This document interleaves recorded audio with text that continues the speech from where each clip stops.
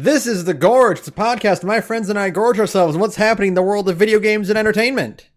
A live podcast on twitch.tv/thegorgepodcast. The Gorge is brought to you by Patreon. That's patreon.com/thegorge, where for just $5 a month you gain access not one, but two entire podcasts. $5 gets you Takeout, a monthly commentary track where we all get together and decide we don't feel like playing anything, so we watch something and talk over it instead. And $2 is everything else. It's the grab bag tier. Whatever else is not an episode, but also is not Takeout, goes in there. When I finish Lost Belt 7, the Lost Belt 7 spoiler cast will go in there. That kind of thing. Yes. It'll happen someday. It occurs to me, we should have done a sequel episode at some point to Pathetic Fools There's No Escape after Saturn got through More Than Meets the Eye. It was a missed opportunity. Yeah, it was a missed opportunity. Well, you know, it's okay. What we're gonna do is Saturn and Sara can do the spoiler cast for that, and you and I can do the Daima spoiler cast. There you go. Oh, Dragon Ball Daima. That's right. That'll be fun. At some point. That's patreon.com/thegorge. We appreciate all of it. And hey, if you feel like donating $10 a month, you get exclusive pictures of Peanut, the mascot of the Gorge, my extremely pitiful pit bull. So that's yeah, right. And on occasion, Beautiful even creature. secret other animal. Sometimes even the other one. That's right. You see all of Sarah's animals, Peanut and the other one. All two of them. Mm-hmm. But yeah, no, that's it's a roundup episode. Mm-hmm. We've got the one big thing to talk about. Yes. That has been in the news all day today, because it is as of recording. It's 7:00 Central Standard Time, April the 2nd.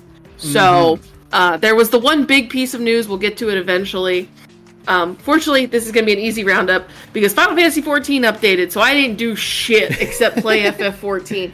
I guess, have we recorded since Oates and I have been back from San Diego? It's been like almost a month since we've recorded Wow, everything. dang. Okay. We went to San Diego last month. That was fun. It was extremely fun. We got to see my family and the zoo. We went to the San Diego Zoo. It rained the whole time we were there, though. Everyone's like, go to sunny California. And I get to sunny California, and it's raining more in California than it does in Alabama. I'm like, what the fuck? The Pineapple Express came in late, so what would normally be a lot of, like, December rain happened in, like, mid-February. Apparently, it's still raining over there. Like, it hasn't stopped. That's good. I mean, I guess that's a good thing, because they don't get a lot of rain out that way, so... Mm-hmm. Rain good. Although they don't have the infrastructure. Saturn, it's adorable. Because you're from Florida, you know what rain looks like, right? Yeah. They're adorable out there. Because, like, we live in, like, a swamp. We live in glorified rainforests, right? Where it just pours constantly. They get 1/10 of the rain that you and I see. And it's like the whole city shuts down. They're like, we don't know what to do. Nobody knows how to drive. The roads are flooded. It's like, okay, guys. I once, while I still had my learner's permit, I didn't even have a driver's license yet. Actually, wait, no. I don't know if I even... Yes, I did have my learner's permit. But it was like, I had barely started driving. I had driving lessons with a guy, and it was in the middle of summer in Florida. And the tropical storm started blowing through. And it was rain so thick you had visibility of about 30 feet. And you know what? I drove my ass all the way home. Those bitches can deal with it. Like, they don't know what the fuck they're doing out there. In fairness, part of it is also like climate, because like the way the dirt there doesn't hold water, it just immediately sinks through basically sand and then falls into the valley and just floods it. Sure, but I mean, and that's where most of the city is. Oh yeah, no, they don't know how to drive. That's the problem. They don't know how to drive. There's too many goddamn people in California. That's what I learned from my trip. I learned that California is too expensive and there's too many people in it. It's a beautiful place, but it is, I mean, packed to the fucking gills with humanity. It's absurd, like the density of like housing lots and stuff out there. Yeah. So It was a great trip. I enjoyed it. It's very beautiful out there. I got to see the ocean for like 1 or 2 glorious hours. The weather totally cleared, so we drove out to the ocean, and I got to see the Pacific Ocean, which I've never done before, which was really cool. So I have now I've done the entire West Coast because I've been to Washington, Oregon, and California at least a little bit now. So that's cool. I can check that off the bucket list. Don't forget the most important thing that we did. What? Fed a giraffe? That's right. Yes, I did get to feed a giraffe. Hell yeah. I got to feed a giraffe at the San Diego Zoo. The zoo is very impressive. I will say, everybody was telling me, like, you need to go to the zoo. I'm like, okay, I'll go to the zoo. The zoo is very expensive. It's $70 to get into that fucking zoo. But it's super worth it. It's I'm noticing a theme of this podcast. It's very expensive. Everything's so expensive these days, and the San Diego Zoo was no exception. It's always worth it to go to the zoo. Oh, but it was beautiful. It was very, like, the landscaping is really nice. Like, I could totally tell that it was raining the whole time we were there, but it was still really fun. Mm-hmm. But it's like, out that way, when it's hot, if you're in the shade, it's like not bad. It's not humidity the way we're used to, where even if you're in the shade, you still feel like you're cooking, right? Mm-hmm. Out that way, it's like, oh, if you're in the shade, it feels really good. And so, like, the whole zoo is constructed to be very shady and very comfortable. And I was like, this would probably be beautiful even in the summer. Like, when it was super hot, you're still just like, I'm under some leaves. I feel so nice now. Yeah, it was awesome. It was a really, really beautiful zoo. Yeah. That's like having it rain all whole time was the opposite of our trip to Japan, where we were expecting, it's going to be cold and chilly because we're going in October and November. Like, it'll be a little chilly. And then it was like fucking 79 degrees at the minimum the entire time. Oh, yeah. No, that's the thing is that, like, the funniest part was that, like, I've also been to Japan in, like, October, November. And, Tokyo and Birmingham, Alabama are on the same latitude. I think it's latitude where it's horizontal. Yep. They're at the same latitude, so they got the same, like, kind of climates going on. And I was just like, oh, this is like being home. Okay, it's super nice in Japan in October and November. It's not cold. It's cozy as fuck, honestly. And it's a great time to go. I mean, we're all about to not have jobs. Don't worry about it. But if you somehow have a job and you want to go to Tokyo, highly recommend going in the fall because weather is great and it's the tourist off season, so it's like way less congested, right? Mm-hmm. It's a great time to go. Fantastic. But yeah, no, I loved San Diego. I don't think I'd want to live there, but it's a nice place to visit, Yeah. Mm-hmm. And other than that, I mean, FF14 updated. Yeah. Do you want to talk about that? We all did that. And yeah, might as well. Might as well. If you haven't caught up to the current FF14 patch 7.2... Two. Yeah. There may be mild discussion of spoilers. Yeah. If you're watching this live, then, mute us for a little bit and skip ahead if you're listening to the podcast version. That's right. It's good. I actually really enjoyed 7.2 a lot. So. I'm loving where this is going.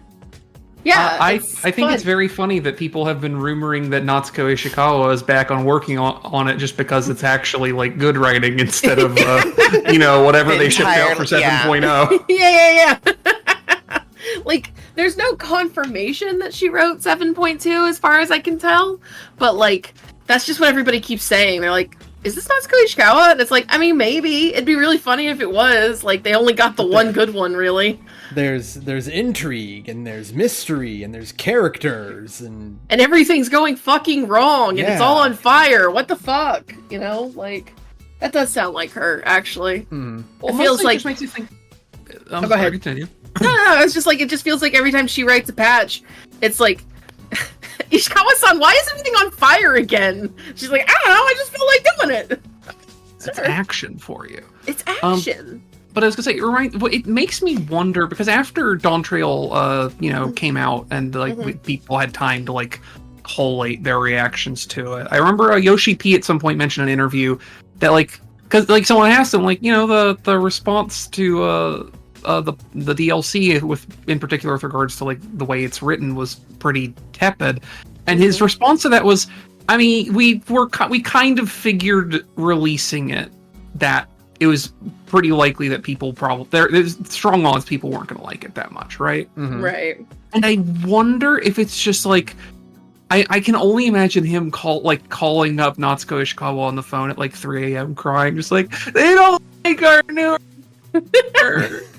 Can you come back and read the shit, please?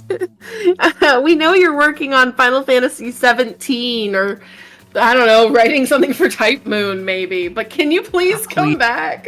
Please. Fuck, I know. Please, Queen. I know 17's still just in pre-production, and they're just paying you to sit around for the next year or two. So can you come back? Please come back. I had a huge brain blast. What if the subtitle for remake part 3 is teen? Oh. What if it's just Final Fantasy 17? 17. That'd be crazy. So I think they should do it, and it's the end of the trilogy remake, but secretly the prologue for Final Fantasy 17 too. Yes. Yeah, which is somehow just Advent Children again. And it'll come out on the PS5, Playable and it'll be $70, making it cheaper than certain games coming out on certain other consoles. That's right. But no, it was really good. I just like where it's all going. I like the raid fights a lot. The raid really fights fun, are so like good. Always. Boss fights are good. Yeah, I think they really finally threaded this needle of like difficult normal content, right? Mm-hmm. Yeah, where they've gotten really, because like obviously nobody was happy with the Aglaya raids in the end because they were dog shit. And boring, and like. These are way more like fun and difficult and just like Engaging. There's a lot engaging. Yeah, There's a lot going on. They make you think. You gotta like really stand on your toes. It's awesome. I love that. So, highly enjoying myself, and it fucking sucks that I have to wait 4 months for this shit. Are you kidding me? Oh my god. Why did I start playing this game right when they're like, actually, we're gonna switch to a 4-month patch cycle instead? It's like, are you fucking kidding me? Come on. They hate you. I got tricked. Sorry, like I didn't know they were gonna do that either. In fairness, I got tricked. They didn't tell us until like they were starting the patches, and like 7.1 got released, and they're like, "Yeah, we're just gonna be doing like 4 months from now on." And I'm like, "Oh, no, 4-month patch cycle now." It's like, "Oh, okay." I guess I can deal with that." And then Sarah got caught up, and I realized, "Oh, this is gonna be a problem." The problem is that the difference. You think, "Oh, it's only just 1 extra month." No. The difference between 3 and 4 months may as well be an ocean. It's a long time. It's a long time to wait for a patch, people. So yeah. It's miserable. You know, it's miserable. Have you considered just giving them more money, Square Enix? It's the only thing you make that makes money hand over fist. Have you considered that? No. Please? No. No. Okay. Well, fine. I guess I'll just go fuck myself. That's it. That's all I got. Unless we have more to say about 7.2. I like the Persona villain. Okay. What? Yeah. I like the Persona villain. Oh. Yeah, I like Calyx. He's just the Persona character. I like that he looks like a PlayStation 5 character compared to everybody else. Mm-hmm. Like after the graphics update, everybody else looks like PS4 characters, but then you see Calyx and he's just so detailed. You're like you're like from another console generation. Well, okay. It's the thing where it's like, say the line, Bart, hey Shuhei Yoshida, how'd you make this beautiful new character? We put a bunny boy face on a other character model, and the bunny boys just have way higher resolution art assets than any other playable race, even after the rework. And it's like, man, can we go back to Dawn Trail where you're peeling all raw just for a little bit? It's kind of distracting how everybody kind of looks like Zero lately. Everybody's so beautiful and sleepy-eyed, but I'm obsessed. I really like how throughout the dungeon and the trial, Calyx is like, I really wish that would have killed you. Yeah, like, I love that joke. Just like he's like one of the few villains who's actually like, no, I am deliberately trying to kill you right here and now. I am not interested in letting you go to fight you later. I would like you to be The funniest dead. bit in 7.2 is when he just like wisely is just like, no, I'm just gonna like sucker punch you and hope this Yeah. works. Right? Just like, I think if I just nuke you when you're least expecting it and it kills you, this is gonna save me a lot of trouble. And his Right? response to you getting back up is, well, you can't blame me for trying. Yeah, well, shit. Yeah, it was like literally just like expected, but not what I'd hoped. I was really hoping that would work, but okay. He's And got it's a very funny, like, oh, how powerful is the level 100 Warrior of Light thing? And this is like, it's more specific. We're not going to get too deep into the plot or whatever, because, go play it yourself if you care. Yeah. But where it's like, no, he does, the bit from Evangelion where they have to charge the positron rifle and they have to brown out the entire country of Japan for an entire second just to charge the positron rifle once? Yeah.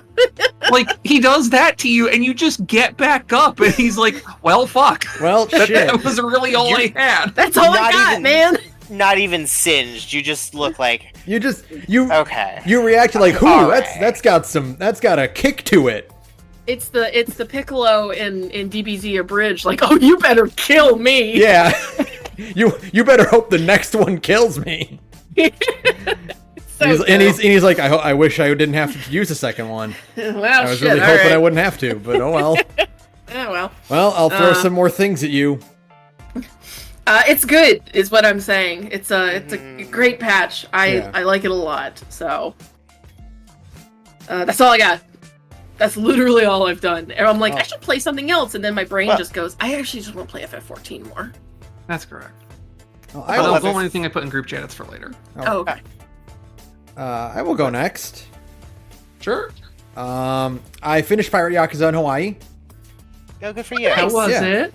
It was pretty. It was really good. Go ahead, Oates. Was the friends we made along the way the cure for amnesia? No. So I wanted to talk about that because I think I sent it in the group chat. There's a pirate subquest where you have to go and take on the meanest, most evil pirate gang across Hawaii, the Hawaiian Oceans. Right? And as you're doing it, every time you clear out one of their lieutenants, you get like a really big treasure, like a really valuable treasure. You're getting mystical items that allow you to summon ghostly animals to attack your enemies. And it's not clear if they're real or not. Because it could just be... Because the framing device is Majima is telling the story to someone. So he could just be embellishing... And Majima would come up with Bullshit, Fuck yeah. I mean, there's a point where you fist fight a giant squid, like a kraken-sized squid. So I don't know. And the only guys that also happens to the Yakuza 8 or Yakuza 9 crew, right? So it could just be a real giant squid. But like the only people who were there to corroborate his story are like his two goons from I think 2 and 3. The guy with the guy who wears the construction hat. Mishita and Yasuke? I don't actually remember their names off the top of my head. Nishida's one of them, but I can't remember the other one. But yeah, like they're the only ones who are there, and they're like super loyal to the boss. So like, whatever. They're not gonna contradict him. Last time they did that, he took off one of their fingers. No, well, he didn't do that specifically, but the construction, Nishida does have trauma because of the time when they had to disarm a bomb and Majima was making it up and ordering him around. You talk to him about that, and it's like in universe, it's like 20 years later, and he's like, "Yeah, man, I still have trouble with that. I don't know, I still feel really bad about that, and I get nervous when you intimidate me."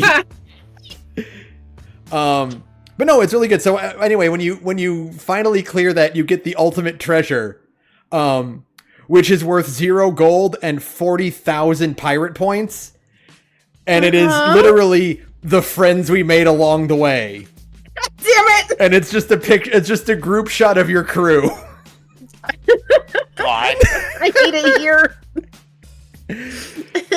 taking a pot shot at One Piece on the way out. I see. God almighty. It's good. There is something I want to talk about, but I don't know if Oates is okay with spoiling like the very, very end of the game. Man, it's a Yakuza game.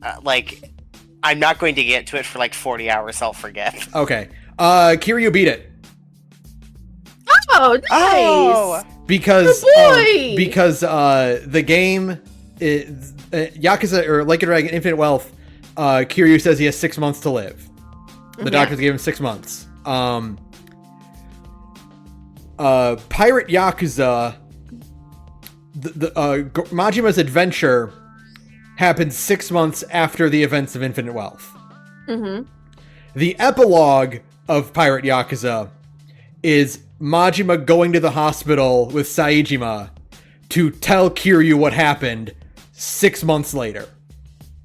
Oh, okay. Oh. So Kiryu beat it. in there. We're hanging in there very Yeah. but. Yeah.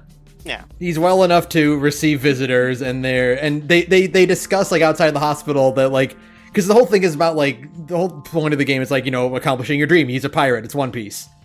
Right. Like, what do you want to do with your dream? And it's like, you know, Majima and Saejima are like, dude, we're like fucking 60. Are we really in a position to talk about, you know, what we want to do with our lives, like when we grow up?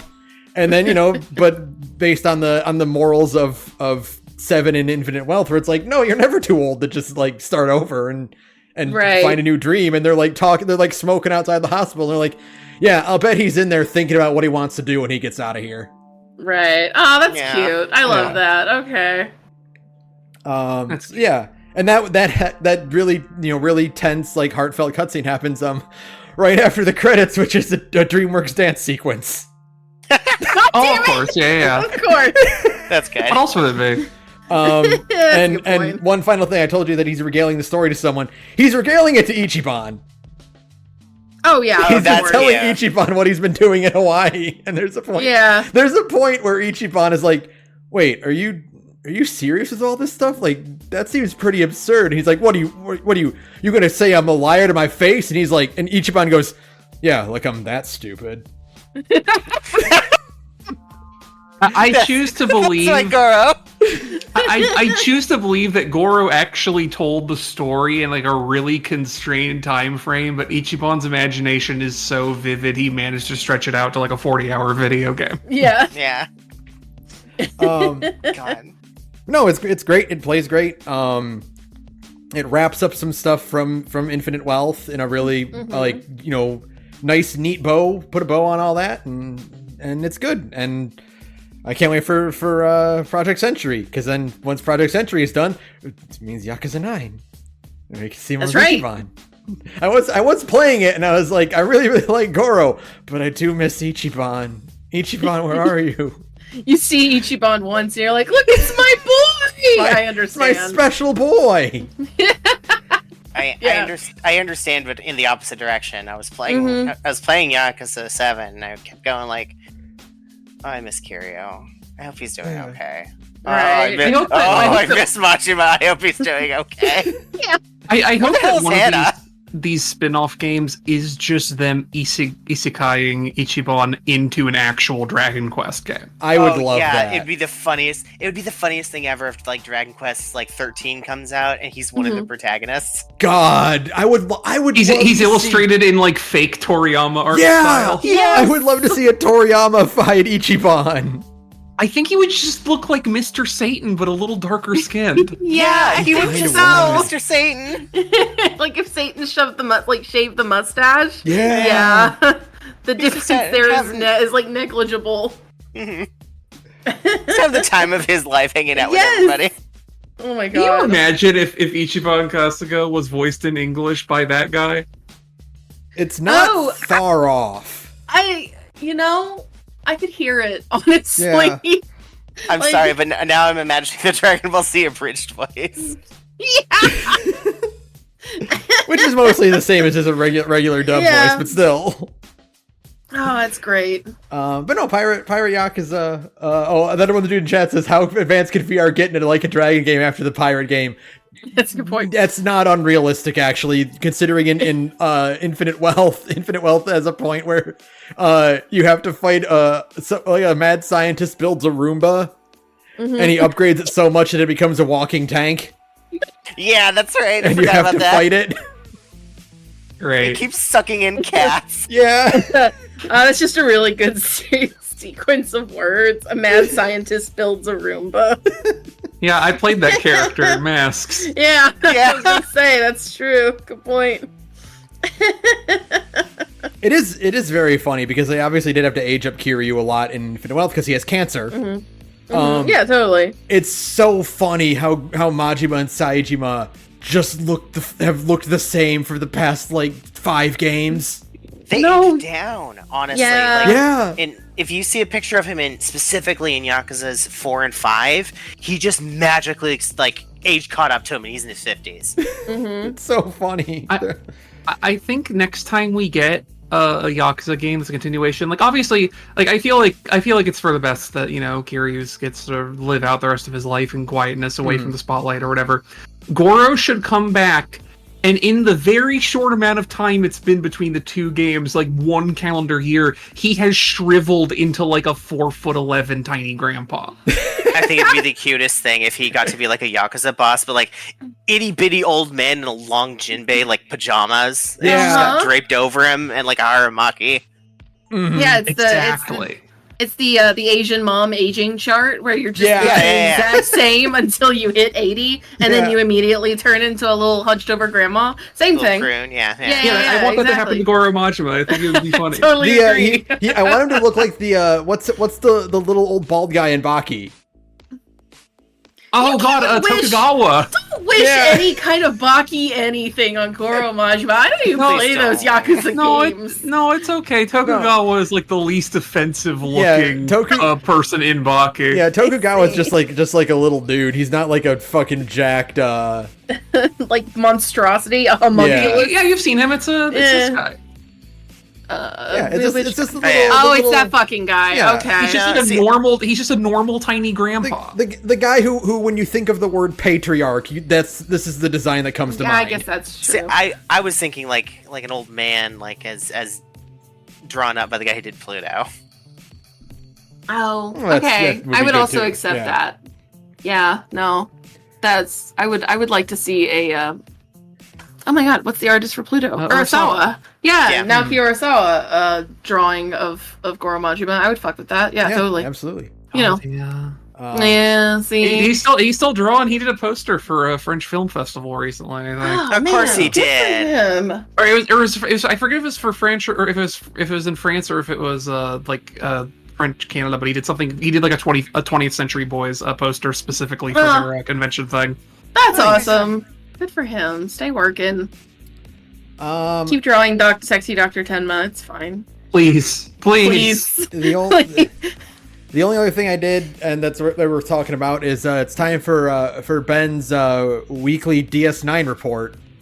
Yay! I have not been watching as much as I usually do because I've been kind of burnt out on things and I needed something a little more chill, so I've been watching MST3K as well.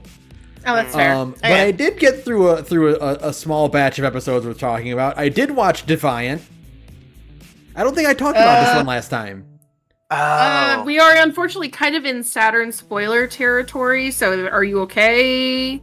Yeah, I'm okay. I realistically, look, as much as I don't want to get, huge spoiled, I also don't know when I still haven't made time to watch Severance. Yeah. I don't think I'm at risk of watching it anytime soon. But this is an episode. This is an episode that you have seen because this is the episode where fucking Thomas Riker comes back. Yeah. Oh yeah, that one. Oh yeah. That one. So I guess Ben, depending if it affects how you talk about it, I stopped at the Bell Riots episode. Okay. Yeah. Those are the ones that I really want to talk about. There's just a few episodes after that I'm just like, remember, look at this funny thing that happened. Sure. Defiant is good. I did not expect them to bring Thomas back. That's crazy. No, that's the thing. Oh yeah, no, absolutely not. That's a character that's never supposed to return ever. Right. And I'll give you a spoiler for Deep Space Nine, even though Kira is like, we're gonna get you. No, they fucking don't. You never see Thomas Riker again. In 7 of God's own seasons of Deep Space Nine, that man never comes back. Thomas gets off scot goddamn free. Good for him. No, they sent him to a Cardassian labor camp, and he's never seen again. It's like, okay, cool. I guess Thomas Riker is dead.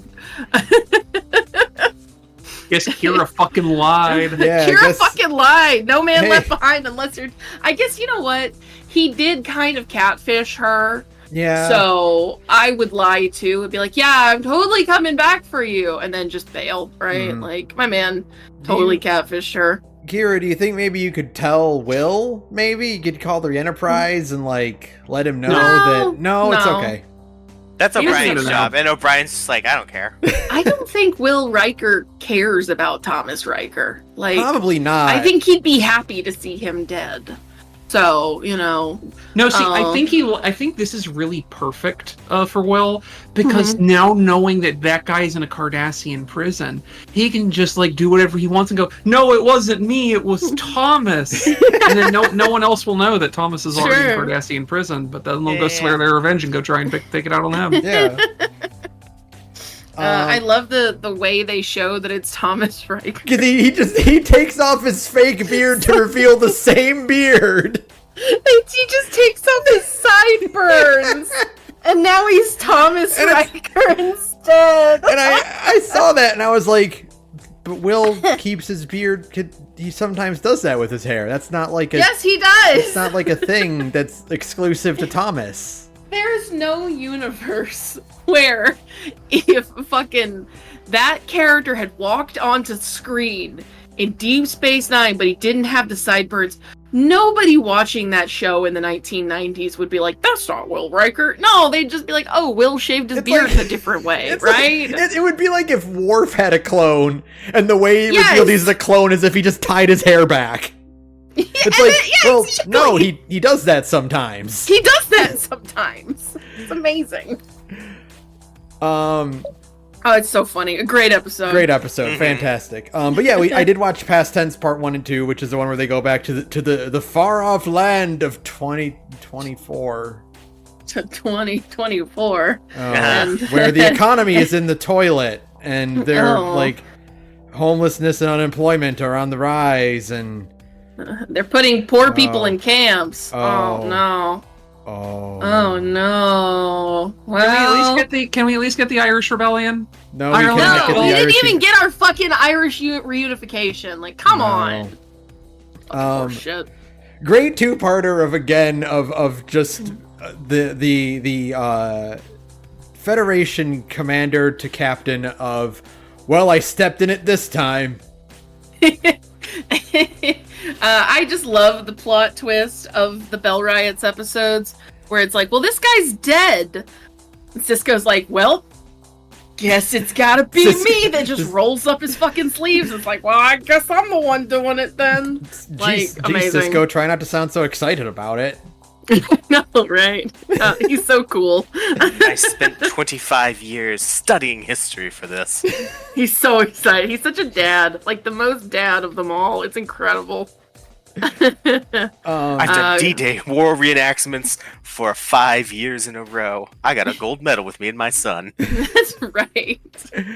I guess that's true because Julian is also constantly doing war reenactments and historical reenactments.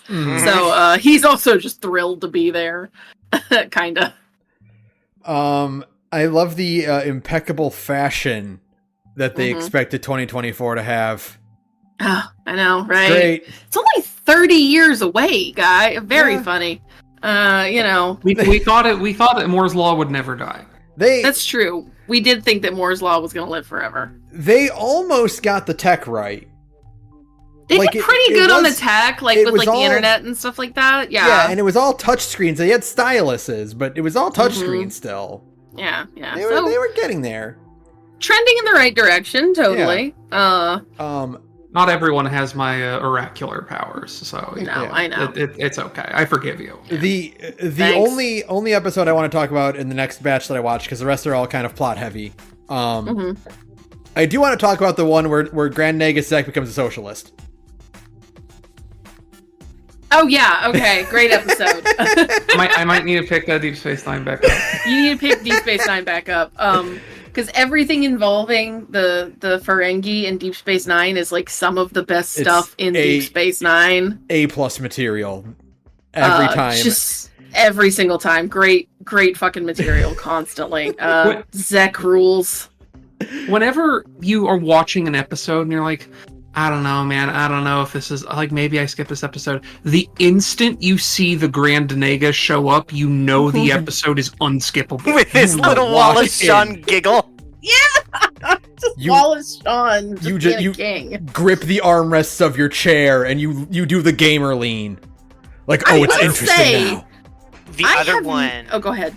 I said the other one is when you're in like the cast list and you see special guest Jeffrey Combs, and you're like, oh, well, I'm locked the fuck in. And the funniest part is that toward the end of Deep Space Nine, that's every other episode. Yeah, he becomes a main character by season 7. It's so good. Or Mark Alimo, that's Gul Dukat. Anytime his name or Andrew Robinson show up in the cast list, I'm like, well, I'm locked the fuck in. Although I will say, unlike Voyager, there are not very many skippable episodes of Deep Space Nine I've discovered. Like, I think I've skipped like 2 in the entire time I watched it. There's been 1 or 2 where I read the synopsis and I was like, no, I'm not doing that. Yeah. They tend to be about Julian Bashir and his lackeys. I'm going to leave it vague. That. Yeah. My record thus far has been I've skipped I think 1 episode a season on average. Yeah, that's about right. There was 1 in 3 that I just couldn't bear to see any of, and what was it? I got a couple minutes in, I think. And it was an episode where Sisko's son decides that it's finally his time to make a move on Kira Nerys, and I'm just like, nope, I'm good. No, that was really funny, though. Funny. You need to go back to it. Okay. I got like 5 minutes into that episode. I'm like, I can't do this. I hate this. Was that the one that had Lixana in it? I don't remember. I don't know if I saw her before I gave up. I believe I'm pretty. Sarah, that is the Sex Pollen episode, right? That's the Sex Pollen episode. It's so fucking funny. That's a hilarious one. So I'm sorry, Saturn. You might have to go back to that one. You also get like a really great Odo B plot in it. Yeah, there's like a good Odo B plot. There's that's also the episode where where it becomes really obvious that Nana Visitor and Alexander Siddiq were absolutely fucking behind scenes because they have so much chemistry. It's absurd. You're just like, oh, okay. So yeah, unfortunately, you do have to go back and watch the Sex Pollen episode. I'm sorry. It's really good. I'm sorry, Saturn. Oh man. Beans. The first 5 minutes of that episode had me convinced, like, nah, I can just go. Chief, I gotta go. It starts rough and then it starts to move places and you're like, hang on, I actually gotta see this through. This might be cooking. I think honestly the through line for every episode I've skipped is in the first 10 minutes we spend a significant amount of screen time on Jake's love life. Yeah. Unfortunately, Jake's love life is really stupid. Never a great way to start. No, because at that point I'm like, all right, well, you've already wasted 10 minutes of my life, so I'm going to pull the plug before you waste any fucking more of it. No, that's not a bad metric, but occasionally it does mean you miss good ones. But I understand completely. There is one that's a complete fucking stinker. It does involve Jake, and you can skip it 100% with the vampire oats. Oh boy! Yeah, so wait a minute. Sure. So wait a minute. This episode of Jake and a vampire and it's skippable. I could just end it all. The creativity vampire, 100%. You'll get to it. You'll know. You'll be like, I gotta go. Hold on. So there's so TNG has the episode with the Crusher and the Ghost. Yeah, totally. DS9 has an episode with Jake and a vampire. So is there like an episode of Voyager with like a werewolf? No. I'm sorry. I wish. We're not going to talk about it. Except we probably are. But I will say Q totally counts as some kind of like malfeasant beast. Like some kind of golem. As much as I loved him, yeah. Q is the devil. Like Q is a devil. Yeah, that's true. We watched Threshold. We didn't talk. Yeah. We haven't had a chance to talk about Threshold yet. Oh, Threshold boy. sucks, and I don't want to spoil. anything for Ben. Season 2 of Voyager, while obviously not the best, and in fact full of lots of stinkers, has a lot of contenders for the Voyager episode in it. Threshold is the Voyager episode if your opinion on Voyager is that it's a complete shit-ass waste of time and upset to, like, any creative, like, integrity that Star Trek ever had. And here's the thing about Threshold that I learned, right? Threshold is fine until the last 5 minutes. Much like Agartha in this way. I might have to. It doesn't have to be necessarily for content, but I might need to be on a call with y'all when I watch Threshold. Yes, please. Yeah. I will watch Threshold with you again.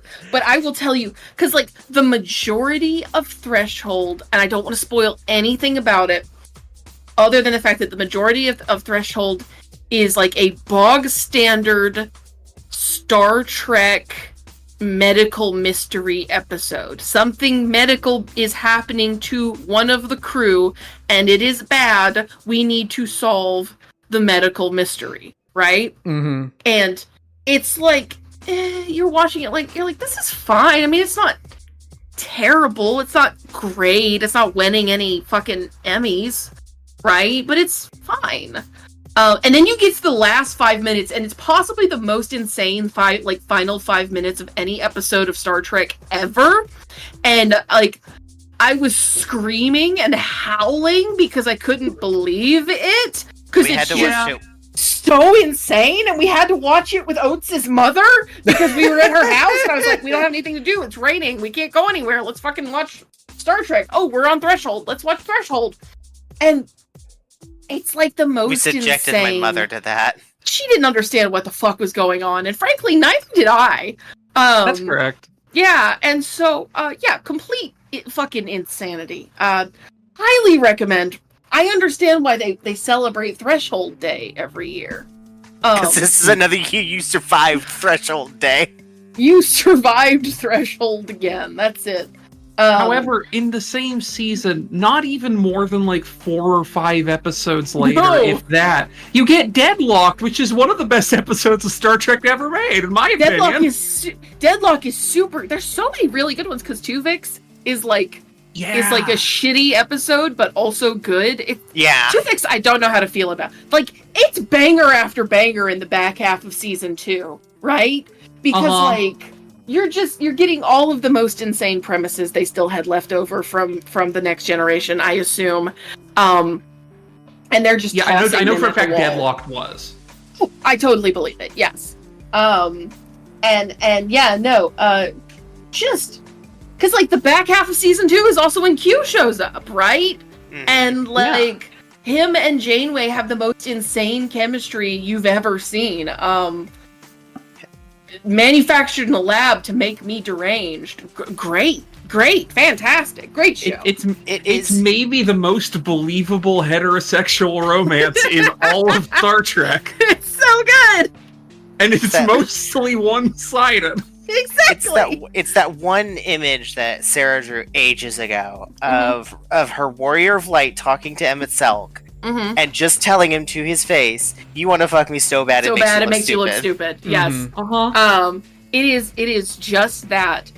It continues the running tradition of what I believe is the only correct ship dynamic, which is that you can have a male character who seems extremely homosexual be in love with a woman only if she is awful, right? Like, and only if he's completely psychotically obsessed. Exactly. And that's why it's like, okay, like people who ship their female characters with Asterion in Baldur's Gate 3, cool. Does she suck? How bad is she? This is the metric that I have to like judge you on. Now here's the thing.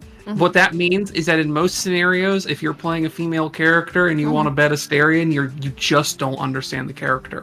That's correct. However, if you are taking the canonical route and playing the Dark Urge, you are by mile the single worst person in that entire party, so it's fine. Congratulations, you've done it.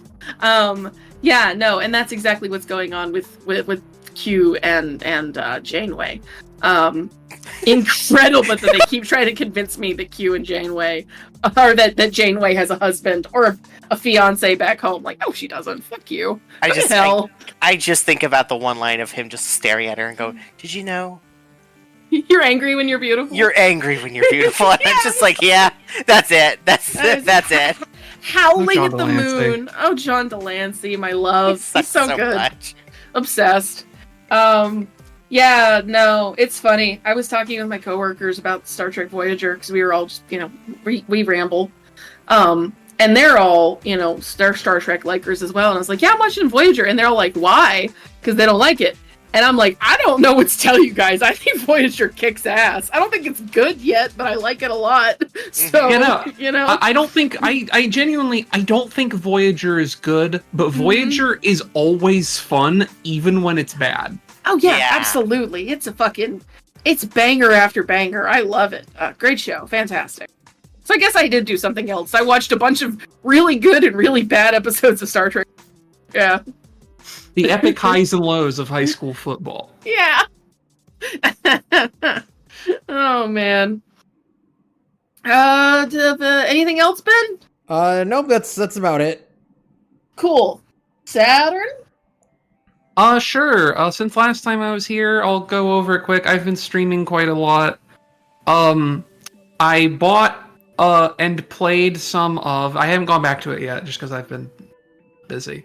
Bought and played some of Psycho Patrol R, which is the newest game from Consumer Soft Products, which is like the game development nom de whatever of Vili Kallio, artist I like, who did Cruelty Squad. So it's a new one from him. Its a logo is the inspiration for our podcast cover art this week, which you can see on the stream or when you listen to this on your podcatcher as the cover art, right? Notably, the video game costs $40. And it is like a jank-ass looking single-person developed Godot game. It costs $40. Very funnily, in my opinion. This isn't like newsworthy, but it's just like part of the experience to me, which I enjoy. It costs $40 in the United States, the United Kingdom, the Eurozone, and Israel.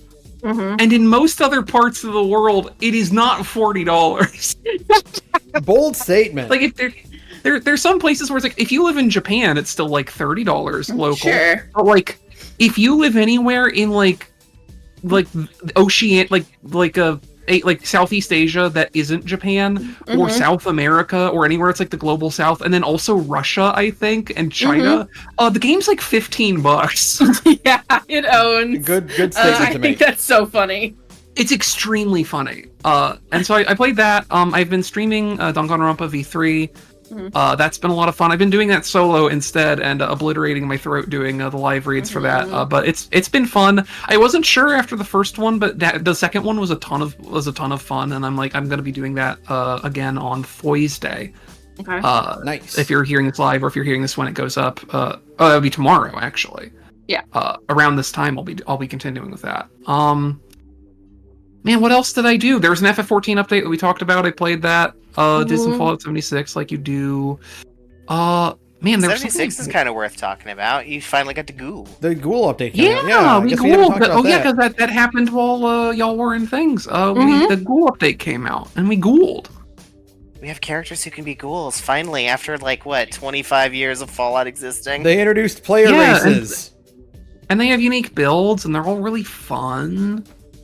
And it completely changes the way you have to play the video game, which is exactly what you would want for having to switch to a different kind of character race. It's completely different from playing just as a normal vault dwelling human, right? And that's all. Yeah, you have to engage all of 76 completely differently, right down to interacting with NPCs. I think that's super cool. I think that's really fun and just I don't know. I love that. I think it's great. It's really good. Yeah.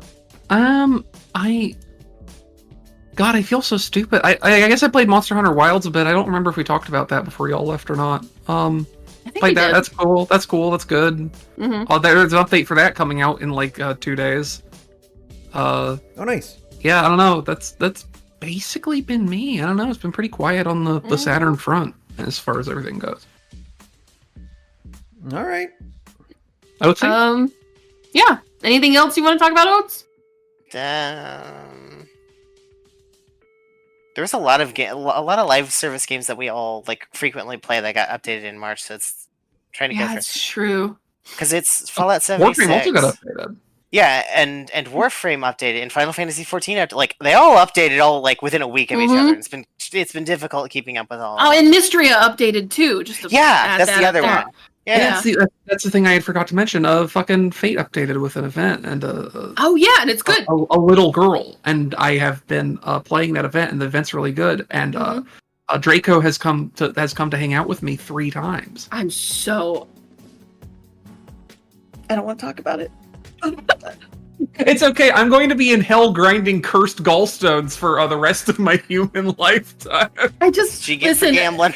Unfortunately, as you are my actual friend in the real world, not just my internet friend, but my in fact real dear friend, you now have to deal with the pain and suffering of if I don't get Draco, and she's not on your friends list, I'm going to show up at the foot of your bed with a knife. Like, okay, put her back. Oh, I did put her on my support list. She doesn't have her skills maxed yet. They're at 777. Okay. Magus, a friend of the show, Magus, did me the kindness of running a simulator to find out about how much AP I'd have to spend to get the rest of the materials that I need to max out her skills. And let me tell you, that amount of AP is, I want to say, a clean 4.5 times the amount that I have banked, and I have been getting blue apples every day for the last, half a year. FGO is the worst game ever made. Sorry. So sorry. Suffering. It's fine. At least you got her. I did. You got her. Literally every single time I get a spare 3 quartz, which is all it takes for a single pull. Every single time I get a spare 3 quartz, I am literally tossing it at the banner. Just like, come on, this will be the time. No, instead, I have an NP3 Locusta. Fucking great. Thanks, FGO. Kiss my ass. I'm like, even though I already have her, I'm also continuing to blow every new 3 state quartz I get on rolling her more. Because I looked, she shows up 2 other times in banners. Oh, she does? One is a her specific grade up banner that is in a 1.5 years. Cool, great. The other time is for fucking Dream Order or whatever it's called, where you have to pick 9 servants from different classes that you want, and you'll get one of the 9. So It's not really useful for trying to target roll her at all. Great. And that's also happening around Anniversary and Summer. Yeah, so around the same time as Grand Girlfriend, who I also need to fucking roll for. It's hard out there, folks. Is Grand Girlfriend this year or next? She is next year. Oh, thank God. Yes, Grand Girlfriend. I was afraid. Panic. No, because the Anniversary servant this year is Ash, right? / Summer Morgan, right? So, no panic. Don't worry. My heart rate spiked there for a second. I'm like, no, you can't tell me that. There's an incoming global recession. I can't afford to spend that kind of money on Gacha. It's kind of funny. I might have to give up because, as much as I really want Draco, but as much as I want Draco, I also really want Ash and Berserker Castoria, right? Right. At some point, I've got to stop spending all my Saint Quartz so I can hoard my Saint Quartz and probably not get them either. It's fine. I got Takasugi, and now the game is, never ask me for anything ever again. My thinking is you should save if only because, and if you end up rolling and get her, then hey, Pog. But I'll have her up for you. And I don't, and this is at the expense of the fact that God knows if because I'm trying to not spend a ton of money on Gacha because it's not good just for my spirit or any of those other intangible things or tangible things like my wallet and bank account. Yeah, exactly. So I don't know how hard I'm going to be popping off during summer just because there's 3 unbroken months of shit to roll for and I am but 1 Saturn. I'm only 1 girl! So we'll see. Well, I'm probably gonna start hoarding quartz again and start doing interludes like by the fucking fistful, so I can have Saint Quartz again. You know, it's fine. Yeah. Start taking art commissions again. You should. I should. I have no ulterior motives in suggesting this. Oh, how strange that you drop your Final Fantasy 14 character's name while saying that. Suspicious. Suspicious. I am very smart. It's true. Is that it? Is that all we got in terms of what's going on? Oh, Fields of Mystery updated. It's good. I mean, I talked about Fields of Mystery a lot. That game is still really fun. It was on sale. I think I convinced like 7 different people to buy it, which makes me happy. Convinced me to buy it. I know, and Ben, right? I did play it a little bit, yeah. Yeah, it's good. It is good. I haven't booted it yet, but I'm... Yeah. I haven't booted it yet, but I'm thinking that might be a fun stream to do at some point in the next couple of weeks. So. Oh, that'd be really funny. Just like a very chill game compared to like all of the other like the nightmare fuel you usually play. Y'all missed that. I was gonna do Anna Dream Barbecue on Monday and ended up not because they're like, we should play Final Fantasy 14, and I'm like, yeah, I want to play Final Fantasy 14 with my friends more than I want to stream. So yeah, understandable. Have a nice day. I'll probably end up streaming that. I might honestly just like at some point on like Saturday just go like, hey, by the way, I'm streaming this, and just go for it. Sure, absolutely. If no one shows up, then that's okay. That's okay. Okay, news. Yeah, let's get the big one out of the way because I don't want to think about it. It's gonna be most of the episode. Yeah. Yeah. Well, I actually did. It's not gonna be most of the episode because Switch 2 Direct happened. Then they announced games are $80, so who cares? Right. Well, I actually for our new segment, I got a special. I called in a friend, an old friend, a special guest, to give us the run, like the analyst rundown on this. They're calling in from Texas. Hey, buddy. Hey, Price Master. It's so good to talk to you. Can you tell me, just like professionally, how much is it that the Nintendo Switch 2 is going to cost?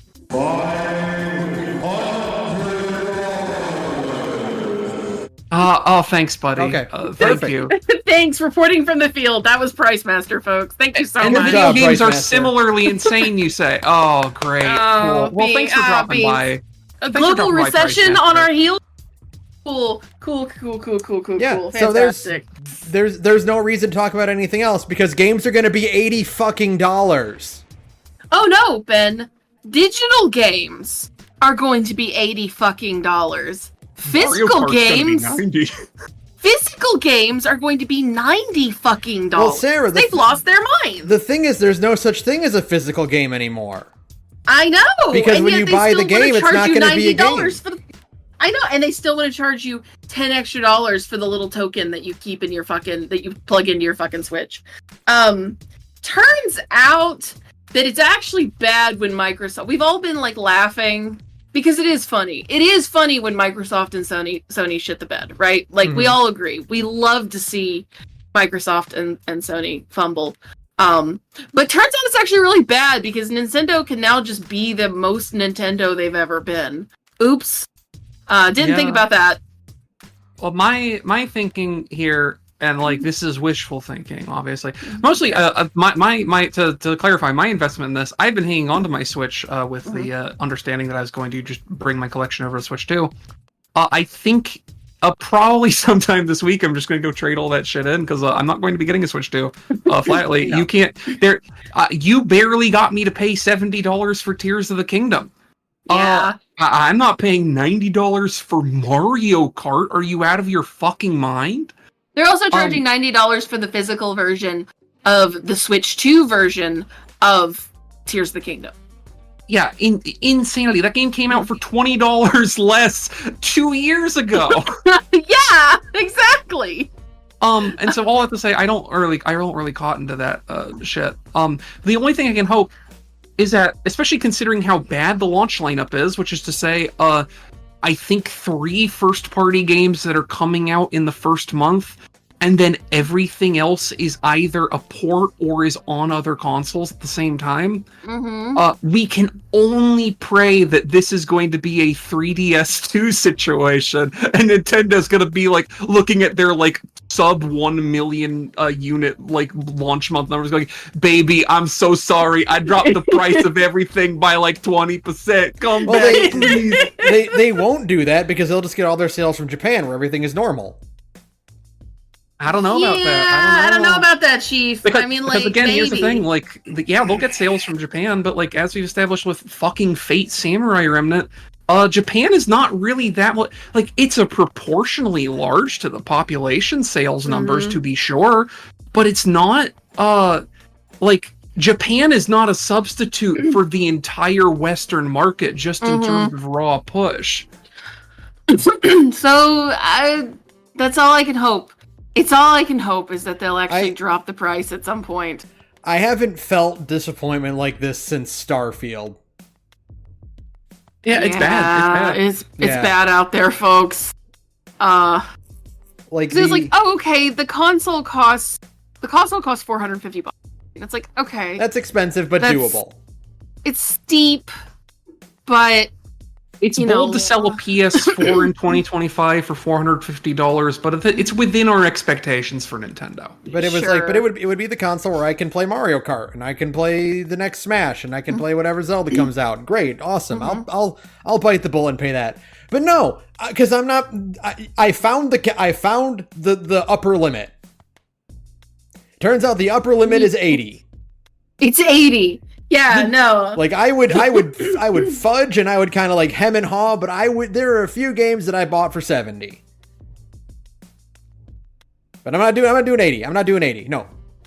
Absolutely not. I mean, I think I bought one $70 game, and it was Tears of the Kingdom. And Tears of the Kingdom is a $70 game.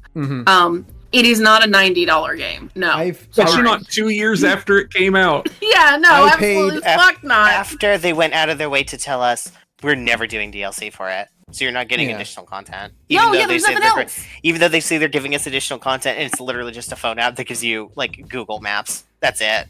Yeah. And, like, little voice lines and stuff, I guess. Oh, yeah, I want to hear the voice. Yeah, I want to hear the voice acting Kingdom. That's the reason I played that game, for sure. I paid $70 for Tears of the Kingdom, Infinite Wealth, and Rebirth. And that's it. Oh, and I guess we did pay $70 for Starfield. Yeah, but... Yeah. I guess. Here's the thing. I think if not for the fact that Starfield was like, look, you'll get it early if you buy the thing. If it was literally just like, look, there's other editions, but also day one Game Pass, and it just comes out at the same time, I think all of us would have done day one Game Pass and been like, oh, fuck, no. Yeah. Oh, no, what have we done? Yeah, no. Yeah. But this was, I was super excited watching the direct, and then afterwards I talked about the prices, and then it just deflated. I could, like, feel I've been depressed all day. I understand. Like, genuinely. It's absurd.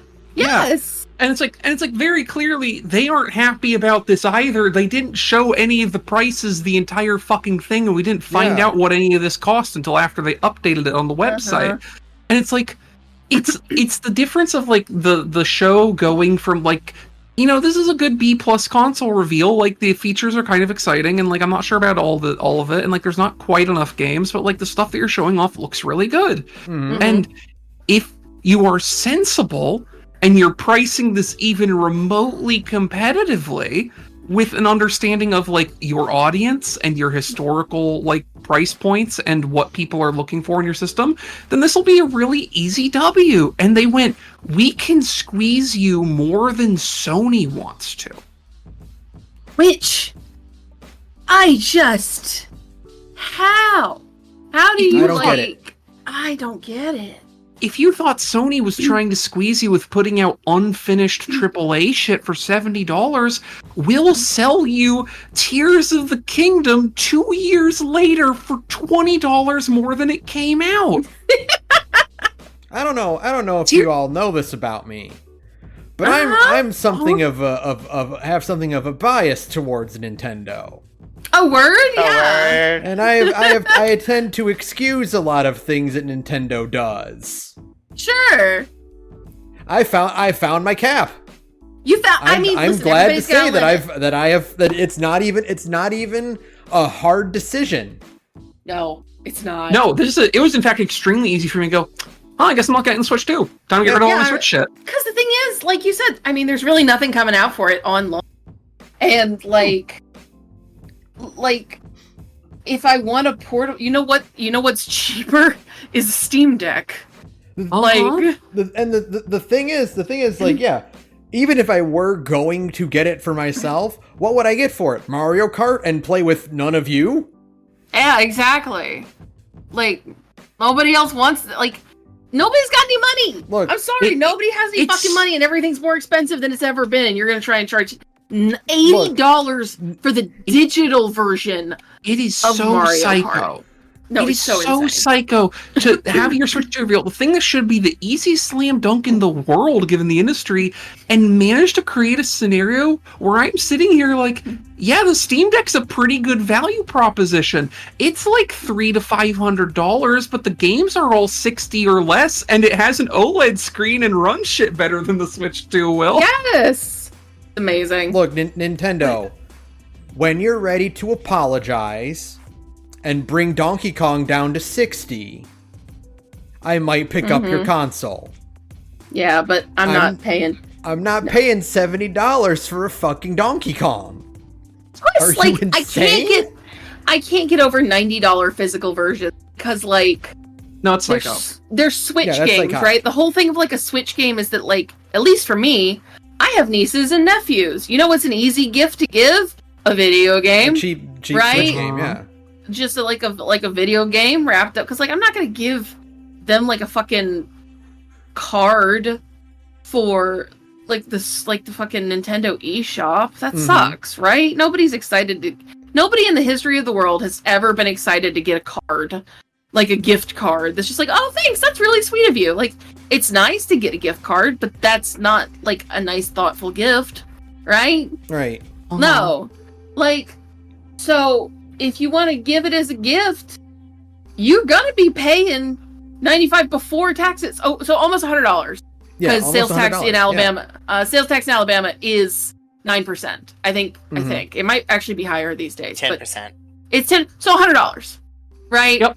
I'm not doing that. I'm not doing that. I'm not spending $100 on a video game. There's no video game, ever that has been worth $100. Like, you know, I saw somebody on BlueSky today saying like, video games are kind of a hard, like, hobby to have, but sometimes, like, most people can say, like, yeah, I've got $60 to throw at a video, like, to just kind of toss at something fun, right?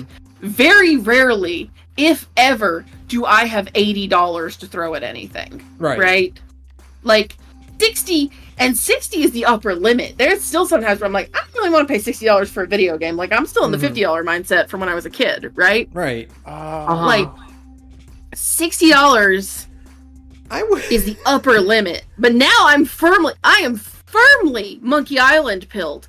Never spend more than $20 on a computer game, right? I wouldn't pay $80 for Kingdom Hearts 4.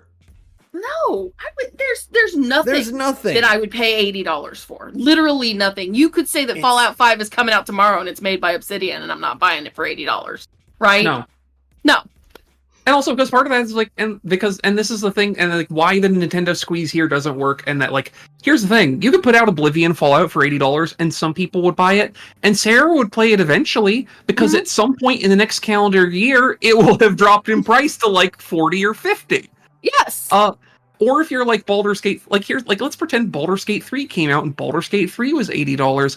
That's had a 25% price cut already. You could hypothetically get that for $60 if it was $80 to begin with. Nintendo games don't go on sale. They don't go on sale. They don't go on sale. And also, they got rid of the voucher program, so there's no way to be rewarded for your loyalty. See, that's the problem. People are talking about like, oh, well, they might. There's a chance they might do what they did with the 3DS, right? But it's like, no, the problem with the 3DS was not the cost of the games. It was the cost of the system.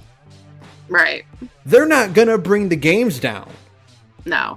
And they won't. Even if the Switch 2 was like $150, I would not be paying $80 to $90 for games.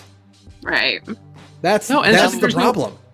Not unless the games were like 120-hour things. No, never. Right. Not even then. Not even then. Like, here's the thing. Grand Theft Auto 6 is going to come out. That game's 100% going to cost 100 United States dollars. And it's going to bankrupt that company. They're going to get bought out by Tencent or Epic or whatever, because no one has that kind of money to fucking blow on any one video game at one time.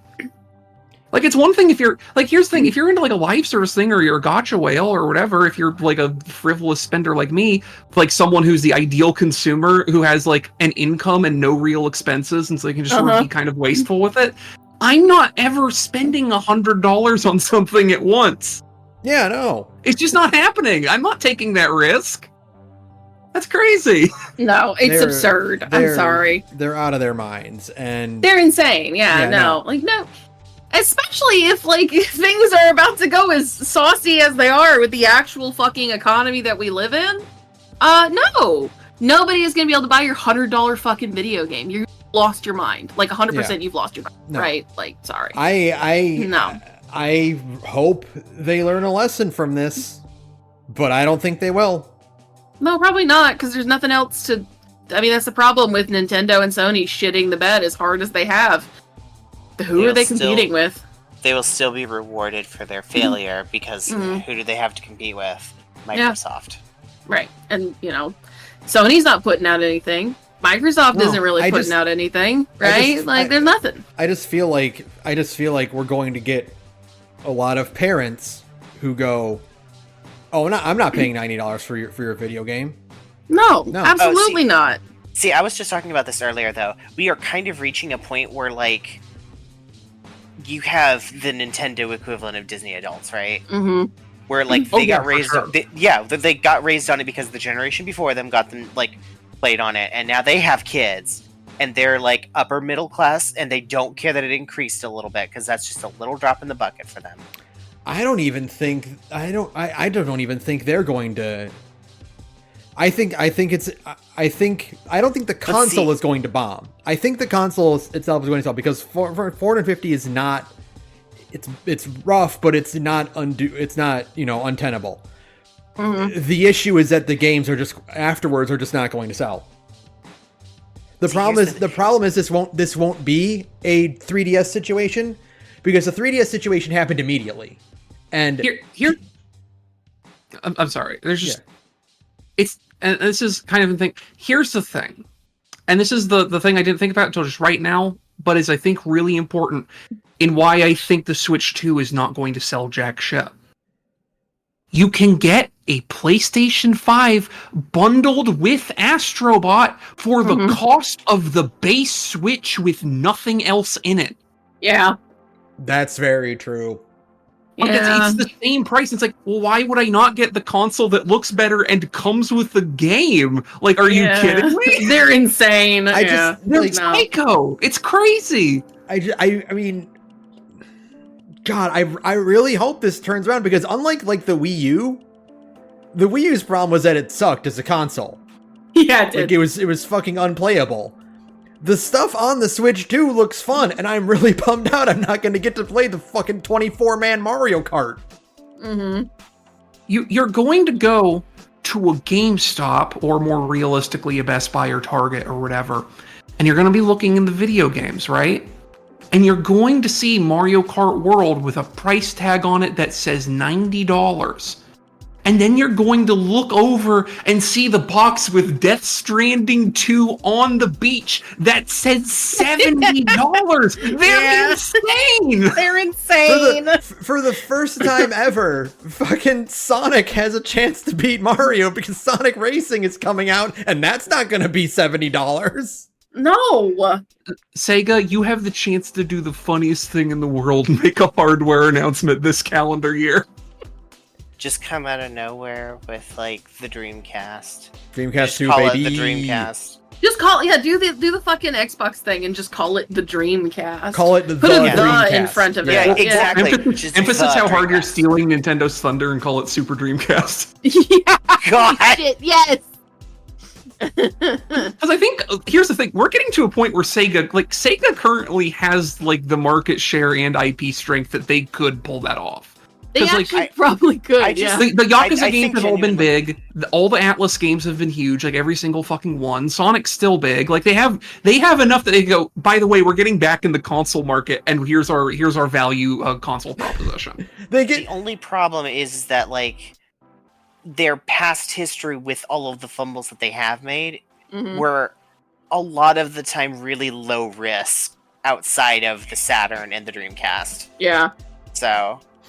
They always still bombed. It's been a quarter century. I think it's time. It's time. Sega gets back into the console market because they know Nintendo needs someone to fight. Yeah, they're like, just the announcement Sega does what Nintendo don't. They just bring it back. Sega does what Nintendo don't, and the what Nintendo don't is $60 video games. Yeah, the champ has gotten soft and weak. They need a reason to train again. Here comes the first person they ever dominated. That's right. I feel like you could do the famous Sony PlayStation 1 E3 conference back when it was like in Atlanta. And just come up to the microphone and just say $2.99 and fucking obliterate everyone, right? Oh yeah. Like you be like $60 you just say $60 video games and it's like, oh my god, you've done it, right? President and CEO of Sega, I know you're listening to this and that you're a big fan of me and my oracular visions. Listen to me. This is really important. You make the video, I think it would be about 60 to 90 seconds. You don't need a lot of time. Here's the contents of the video. This is the Super Dreamcast. It costs $299 United States dollars. Here's Sonic Adventure 3. It costs $59 United States dollars. Here's the release date for these two things. See you there. Bam. Done. Bye. Yeah, done. Nintendo market share destroyed forever. Do it. I'm begging you. Please, reclaim the mandate of heaven. It's the only way. I do love the idea of Sega returning, but as like the budget console.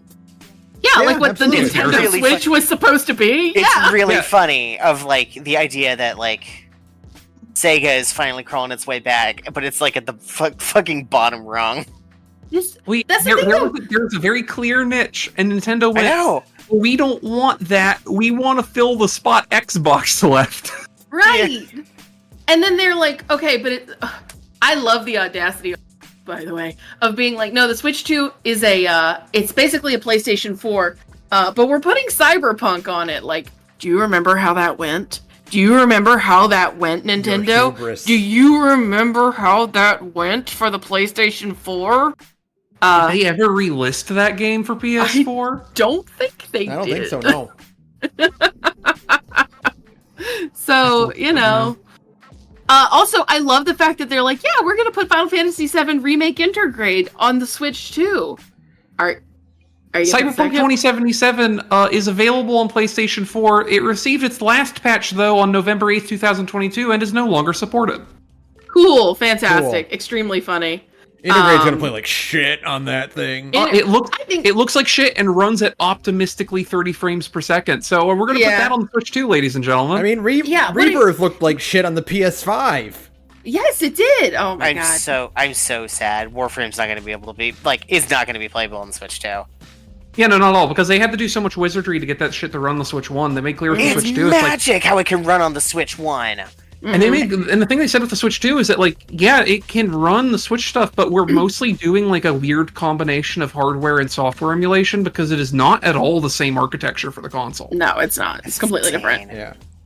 And it's like, so now it's like, yeah, of course Warframe doesn't boot because they tailored it really specifically to run on the Switch 1, and now it just doesn't work on the new thing, and maybe you'll get the PS4 port instead. Question mark.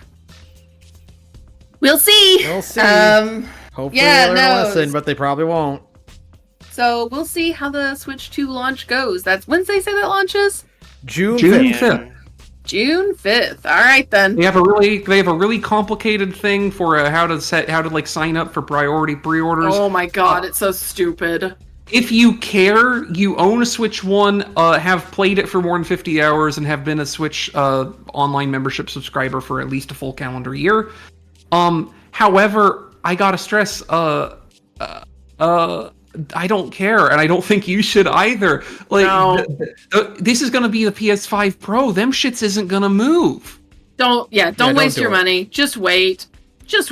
Plus, they're gonna get more expensive with all of the fucking, like, real world economic shit going on. Yeah. Save your money.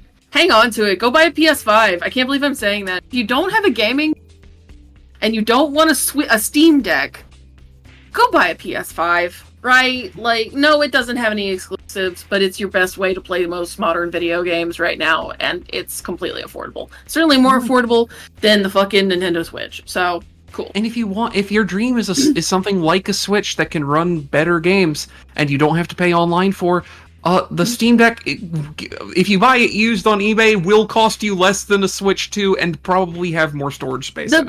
The baseline Steam Deck, like the normal, not the OLED version, just the normal base Steam Deck is $400. So it's already cheaper than the Switch 2. Spectacular.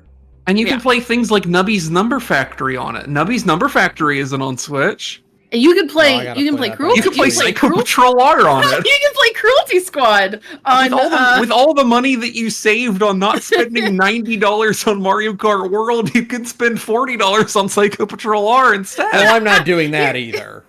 No. Why not, coward? Listen, here's the thing. You can also just download, instead of spending $90 on Mario Kart World, have you considered spending $0 on Bloodborne Kart? Okay, I know it's not called Bloodborne. I think it's called Nightmare Kart.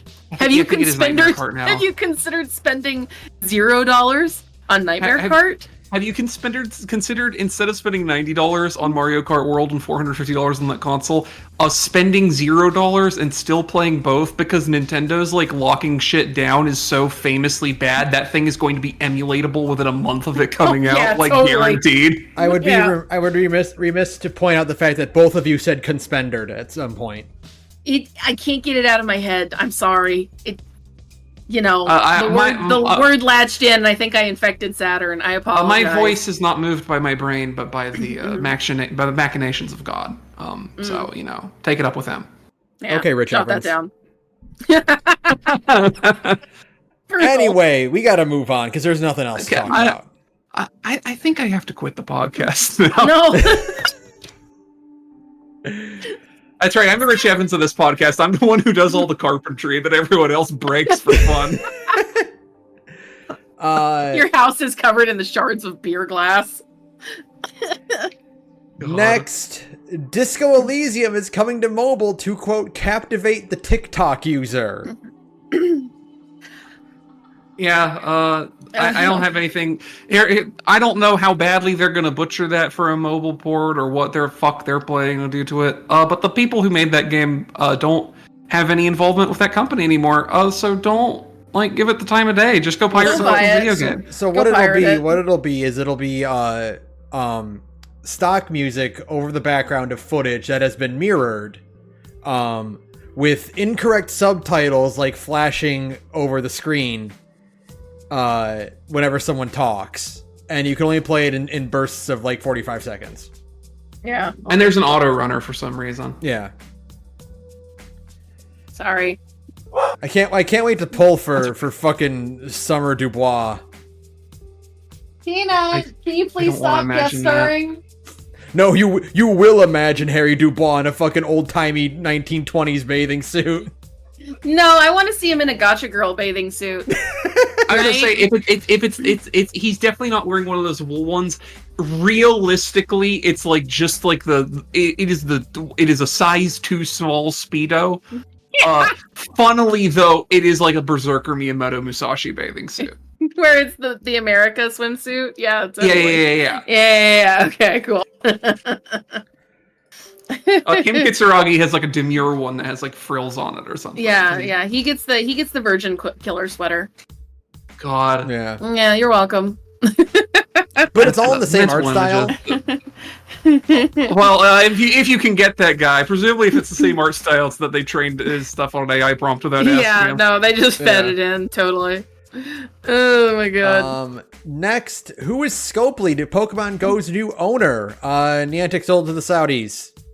Cool. Oh. Everything is bad forever, always. You know, Saudi Arabia, now is the time to become the third console publisher. You own Niantic and King of Fighters, and probably in a year or two you're going to own Rockstar when they go bankrupt for trying to sell GTA 6 for $100. Now is the time. Saudi Arabia, it's now your time to seize the mandate of heaven. I don't actually want that. I think they're on the Saudi Arabia is on the very short list of countries who I think under no circumstance should be granted the mandate of heaven. It's not on the docket, but did you see they put that football player in King of Fighters? Yeah. You know, the sex creep one? No? I'll pay, if you're listening to this, I'll pay you several $100s if you can tell me which specific Saudi prince said that specific guy needed to be playable in King of Fighters and made it so. Oh my god. Yeah, they just put a real guy in the game, and it just so happens to be the one who is a huge fucking creep. Great. Cool. That'll do wonders for King of Fighters. Rapidly I wasn't becoming... at much risk of buying the new one anyway, so I'm glad you just have more reasons not to care. Yeah. Already just what's the word? Economic accelerationists. Just like, no, it's okay. Mm-hmm. We should let these tariffs happen. It's fine. Something really funny will happen. Cool. Oh, I will say, speaking of fighting games and the Switch conference we just got done talking about, the picture he posted earlier, it actually is the first, I think it's supposed to be the first look at Elena's Street Fighter 6 design. Oh, hold on, it's in there. It's not like her 3D model, but like it's a picture of her that is new and is in an outfit that she has not been drawn in before. Oh, cute! I like the longer hair. That's fun. I like the longer hair. She's got like some Nike Air Max 270s on, which I think is an inspired choice. Good for her. Saturn, that's Rashid's foot. You're right, it is. Oh, it is. I completely misread that. I'm like, yeah, they gave her some big pants and some Nike Air Maxes. That's crazy. That's a cool fit. No, I got excited. Yeah. Well, it's okay. Oh, I'm happy that Rashid has good taste in sneakers. Yeah, Rashid. Yeah, totally. Man, Rashid's one of the best Street Fighter characters they've ever created. He's so fucking good. Yeah, he's like the coolest new like Street Fighter character. He just looks cool as fuck. Yeah, his fit is always fun. Yeah. I promise there's good news on this docket, but I don't believe you. Aloy actor reacts to AI-powered leak, quote, "I am worried for this art form." So Sony, not, in case you thought maybe they were a little bit better than Nintendo. No, I never thought that ever, not once. Was like, hey, look at our cool new tech. We have a thing where we have AI-generated voices based on your favorite characters. Here's one of Aloy from Horizon. Isn't it cool that she is a robot now? You can talk to her. And everyone went, I don't want that. I don't want that. No, I don't want that. I'm sorry. The last thing, what I want is more dog shit procedurally generated conversations with video game characters. Like, that's the thing everybody wants, right? Yeah. Yeah, people love content. Yeah. People love to consume content. Yeah. And dutifully. Just shovel it into your face. It's not like Ashley... Sorry, continue. I was saying, it's not like Ashley Birch is one of the most appealing things about Aloy or anything. You know. I'm developing the politically radical opinion, and this is my counter argument to the never spend more than $20 on a video game thing, because I have, and like there's like Deltarune's going to be $25, and I'm sorry, but my praxis has limits. Okay, my actual video game opinion that I'm going to try sticking with, at the very least going forward, is if a development studio, whatever number of people worked on it, like directly really worked on it, if you're not counting marketers or whatever, just the people who actually made the game, if you cannot name more than half of them, don't buy the video game. Period. Yeah. Oh god. Ben, please tell me there's some good news in here, dude. Please. There is. Okay. I'm wilting. The next one is good. Chrono Trigger celebrates 30th anniversary with various projects beyond the game world planned. They're running out of games for it to not be Chrono Trigger. They had a concert recently And they said they're doing more stuff as time goes on. There's plans to do Chrono Trigger stuff. The fact that Chrono Trigger is 30, you're like, this is good news. I'm like, you're right, it is good news. But also, Chrono Trigger is 30, and I looked on BlueSky today, and somebody reminded me that Final Fantasy VI is 31 years old, and I thought, what if I just died? What if I just died right now? It's fine. Yeah. I'm so old! Taking suggestions. Funniest thing to do with Chrono Trigger that isn't remaking it. That isn't like a Live Alive style remake. Yeah, you do something brand spanking new with Chrono Trigger, and it's like a full-throated endeavor to make a new Chrono Trigger thing with Chrono Trigger. It's not a remake though; it's a new thing. The Daima team makes an anime. Okay, that's Ben's. OC? The funniest. That's what you're asking. Yeah. Oh, the funniest. Okay, the funniest. I mean, I'll take best. I'll take funniest, but for me, funniest also is best. The funniest thing they could do is announce they are doing a stage play in the same style as like Nier's stage plays. Extended canon. It is a midquel about Frog. Cool. I actually just get someone wearing a big frog head on stage. Yeah. Sarah, what's yours? Gotcha game. Okay, we already have that. Well, too bad. We're getting another one. FF14 raid series. Oh, that's not funny. That's good. No, it's funny to me. There are so many good bosses that would make excellent fucking alliance. Chrono Trigger fans, we know what you've all been waiting for all this time. It's a brand new raid series in Final Fantasy XIV where you have to play 600 hours of a completely unrelated video game to get to the extremely small amount of entirely optional Chrono Trigger themed content. So normal raids or alliance raids? I think alliance raids because they tend to have more involved plot lines. I think because you could do each raid is a different time period. But I was thinking also doing tank mechanics where the three tanks and the alliances do a triple tech together. Oh, that's so good. Okay. So hold on. Tank Gear is Robo. Yeah. I guess I'll Tank Gear is Isla. You're right. I think what it should be the Nier Automata style. Each of the raids is themed around 2 or 3 of the characters, and their aesthetic is adapted across the class. And you extrapolate, And the male version is Chrono for all 3 raid series. I get it, Saturn. I get it. Yeah. Oh, that's funny. No, I love the idea of like raid gear extrapolating like stuff that's kind of like it, but not identical. Kind of like what they're doing with the FF9 gear that they actually just put in the game right now. The new Tombstone gear. Yeah, that'd be fun. I fuck with that. Yeah, totally. They're never gonna do that. That would be too cool. That makes me really sad. I would love that. There's so many good bosses in Chrono Trigger that you could do. Yeah, you say they'll never do it, but they did an entire Alliance Raid series for Nier Automata. That's true. So that one I feel like is like Yoko Taro pulled in a favor. Yeah, Yoko Taro called in a big favor. The dream team of Chrono Trigger's like illustrious group of people who would work on it. Nobody works there anymore. They're all working on the mobile game, or they're all busy just doing Dragon Quest. That's true.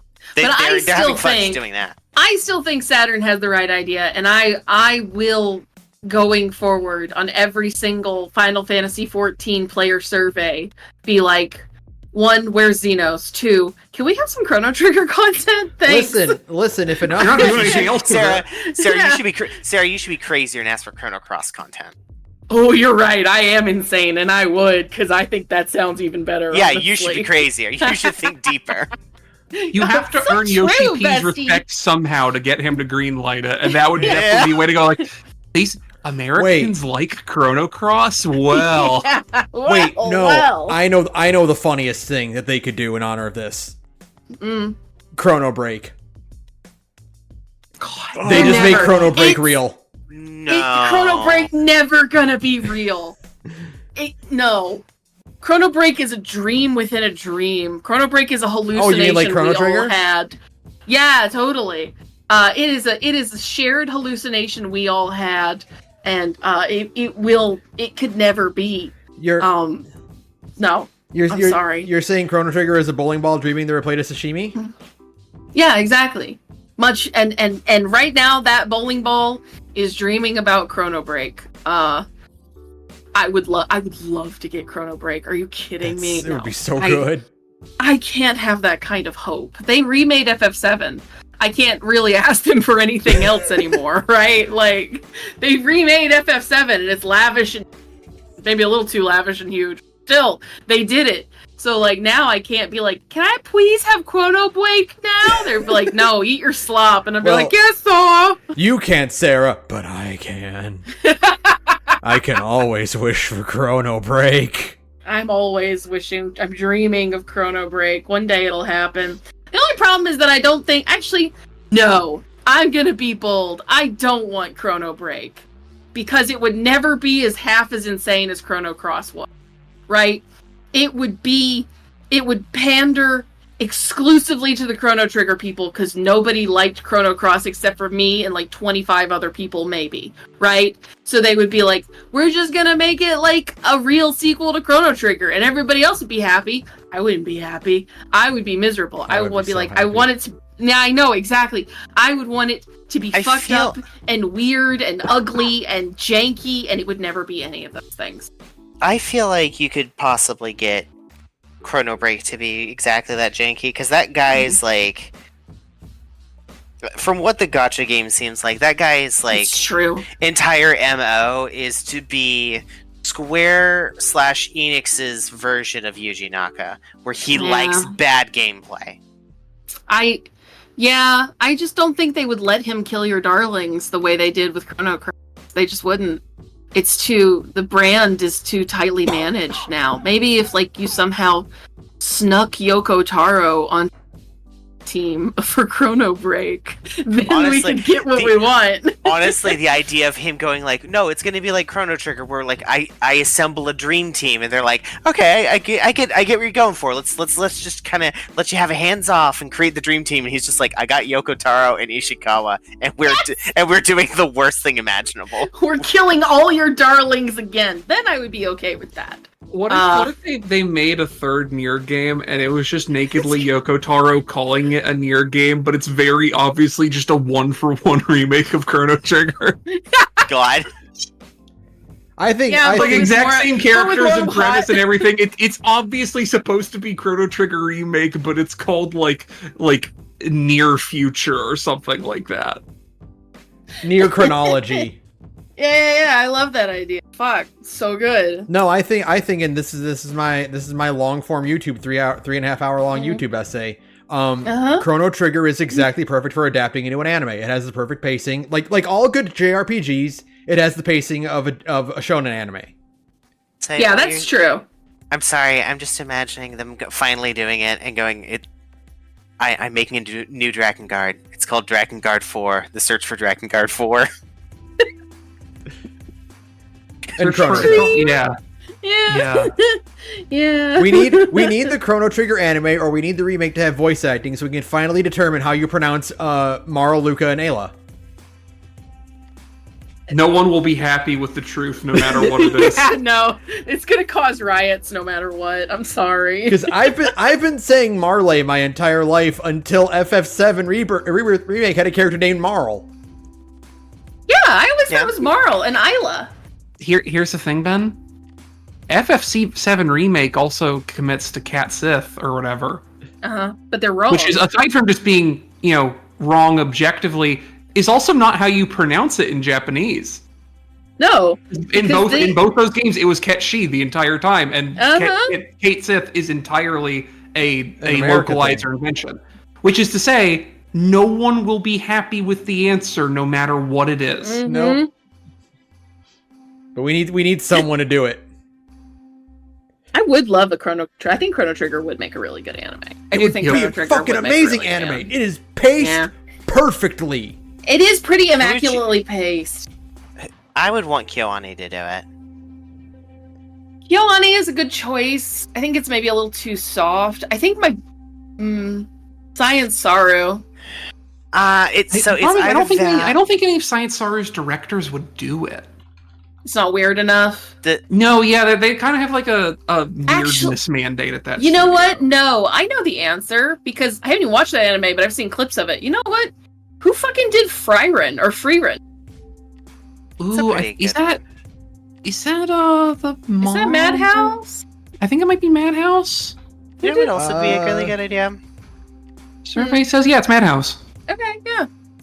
Just assemble the team who just did Dragon Ball Daima, and then just tell them just to make him do a Dragon Quest anime. That's what I said. Yeah, I think that's it. The Daima team. I guess that would be good. Yeah. I think the Daima team could do it. I think that would be good. I would even abide by that kind of weird CG look because Daima actually looks pretty.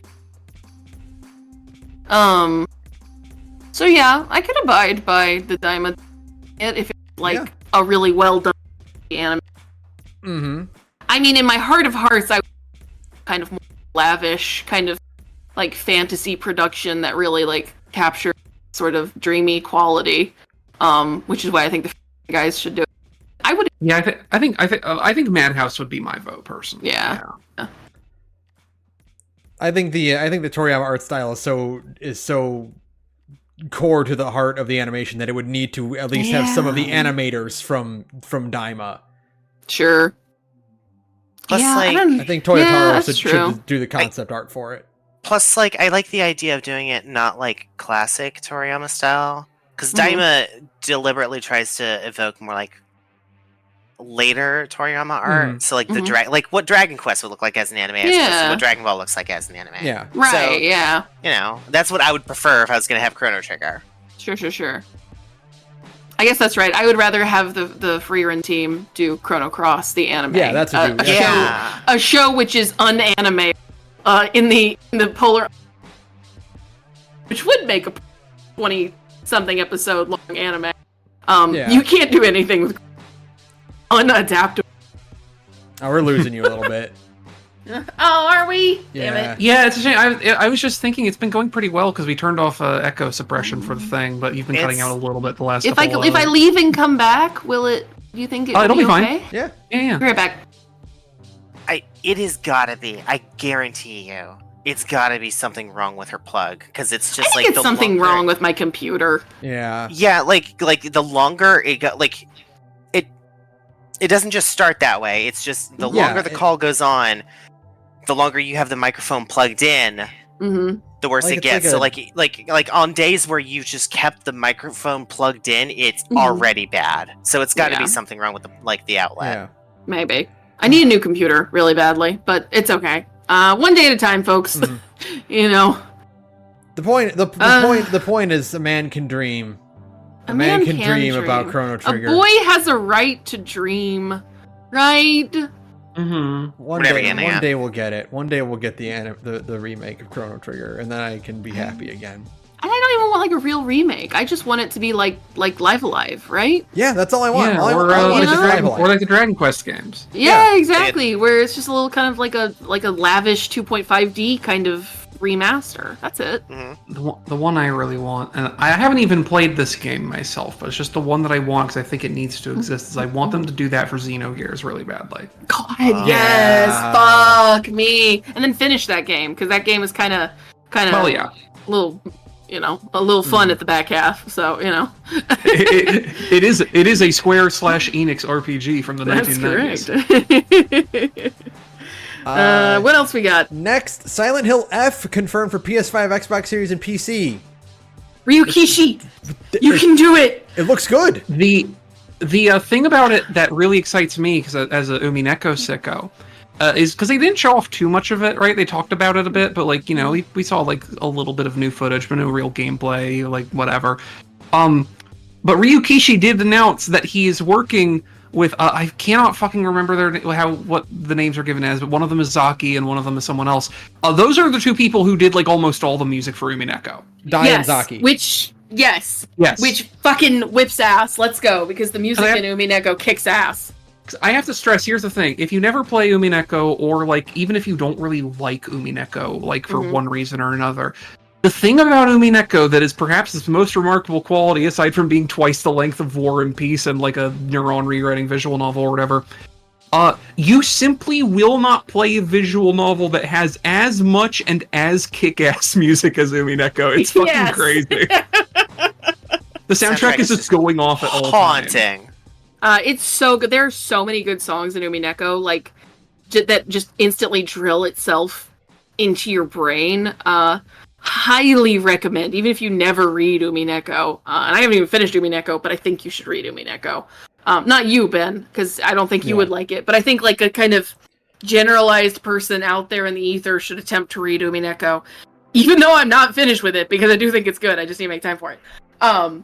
It has so much good music, though. Like, even if you don't read it, just listen to some of the soundtrack, and you will understand. You'll understand, you know? Mm-hmm. And you'll think to yourself, how the fuck could all of these different songs conceivably fit into one visual novel? And the answer is that it's 140 hours long. That's correct. That's generous. The answer is that it is like a visual novel with basically like no CGs whatsoever. All of the characters have like maybe 12 sprites between them. And all of the rest of that space goes towards the music. It contains multitudes. All like 40 gigs per chapter. I'm so excited for Silent Hill F. It actually looks good. I'm holding on. It looks good. I'm holding on. I'm praying. Yeah. I believe Ryuki, she can do it, you know? Next, the internet reacts to John Cena's first heel promo as he nearly makes a kid cry. Yes.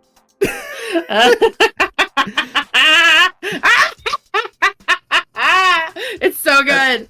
That's how you know. That's how you know it's a good. That's how you know it's working. Yeah, it's so good. I think it rules.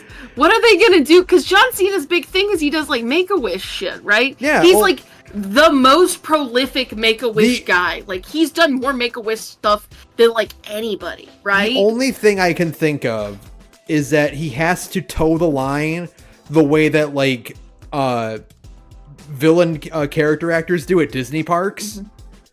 Where if you're Gaston, you can't you can't actually be misogynistic, right? So you have to like put like you have to like do the thing where like, you talk about how reading is dumb and like only people like Belle do it, like to be subtly encouraging to like be like your heroes. Like I don't know, he has to like really toe that line because you can't be a jerk to the kid with cancer. You cannot be. I just need them to reveal that like he has an evil twin. I know it's not like the era where they do fun shit like that anymore. I know. Right? But they need to bring it back so that John Cena can have an evil twin, right? Or an evil clone or something like that. And that's why he's doing like his heel turn, you know? Please. Someone, there's a bunch of tweets here. One of them is, John Cena is going to turn into Homelander. God. Oh. I love looking at John Cena as a villain. Because, like, on the rare occasions he does that for, for TV and movies, he's fantastic. Oh, God, he's fantastic. He was great. He's great in Transformers. Yeah, he was great as the villain in Transformers. In Rise of the Teenage Mutant Ninja Turtles. And we also, actually, it was really funny, we watched, while we were stranded in Houston, we didn't bring that up. We got stranded in Houston for 3 days trying to get back from San Diego because of storms. It sucked. And while we were stranded in Houston for 3 days, we watched Fast 9, which sucks ass. Oh, God. But it has John Cena in it as a villain. And he is also allegedly The Rock's brother. Not The Rock, excuse me. Vin Diesel's brother. Okay, that makes a bit more sense. No, they don't look anything alike. Yeah, but at least they're the same race. They're so insane. No, they're not. insane. Vin Diesel's mixed race. Yeah. He's like three quarters African American. He's just pale. Really? Oh my pale, god! yes. I thought he was at least like somewhat white. No. I mean, like he might be a little bit, but like he's just pale. I thought he was at least more white than The Rock. No, I mean yes, but no. But like it's just really funny to have them try and convince me that these two are like full brothers, not like half brothers. They are like full ass brothers. Looking the way they do. And he's a bad guy in that movie. And it's so funny. For Ben's honor, Vin Diesel is at least half white. Okay. I take it back. His mother is white. He does not know his biological father. Okay. But apparently, has been led to believe that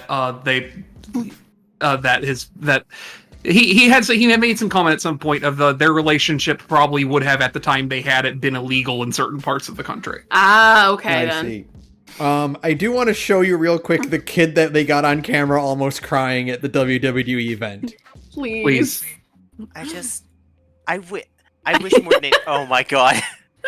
I wish more than anything we could have a G.I. Joe movie where he is Duke. Oh, I just want that so bad. I love this guy's uncle or whoever who's over his shoulder who's looking at him like a scheming vizier.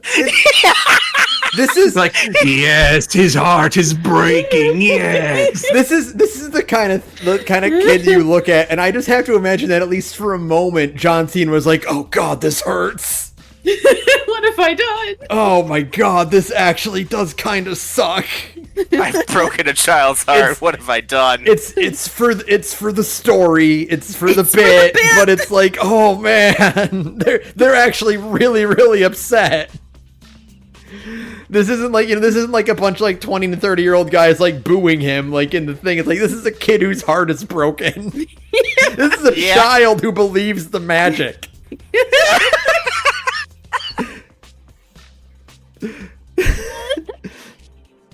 This little kid just watched Superman knock his ice cream cone out of his hand.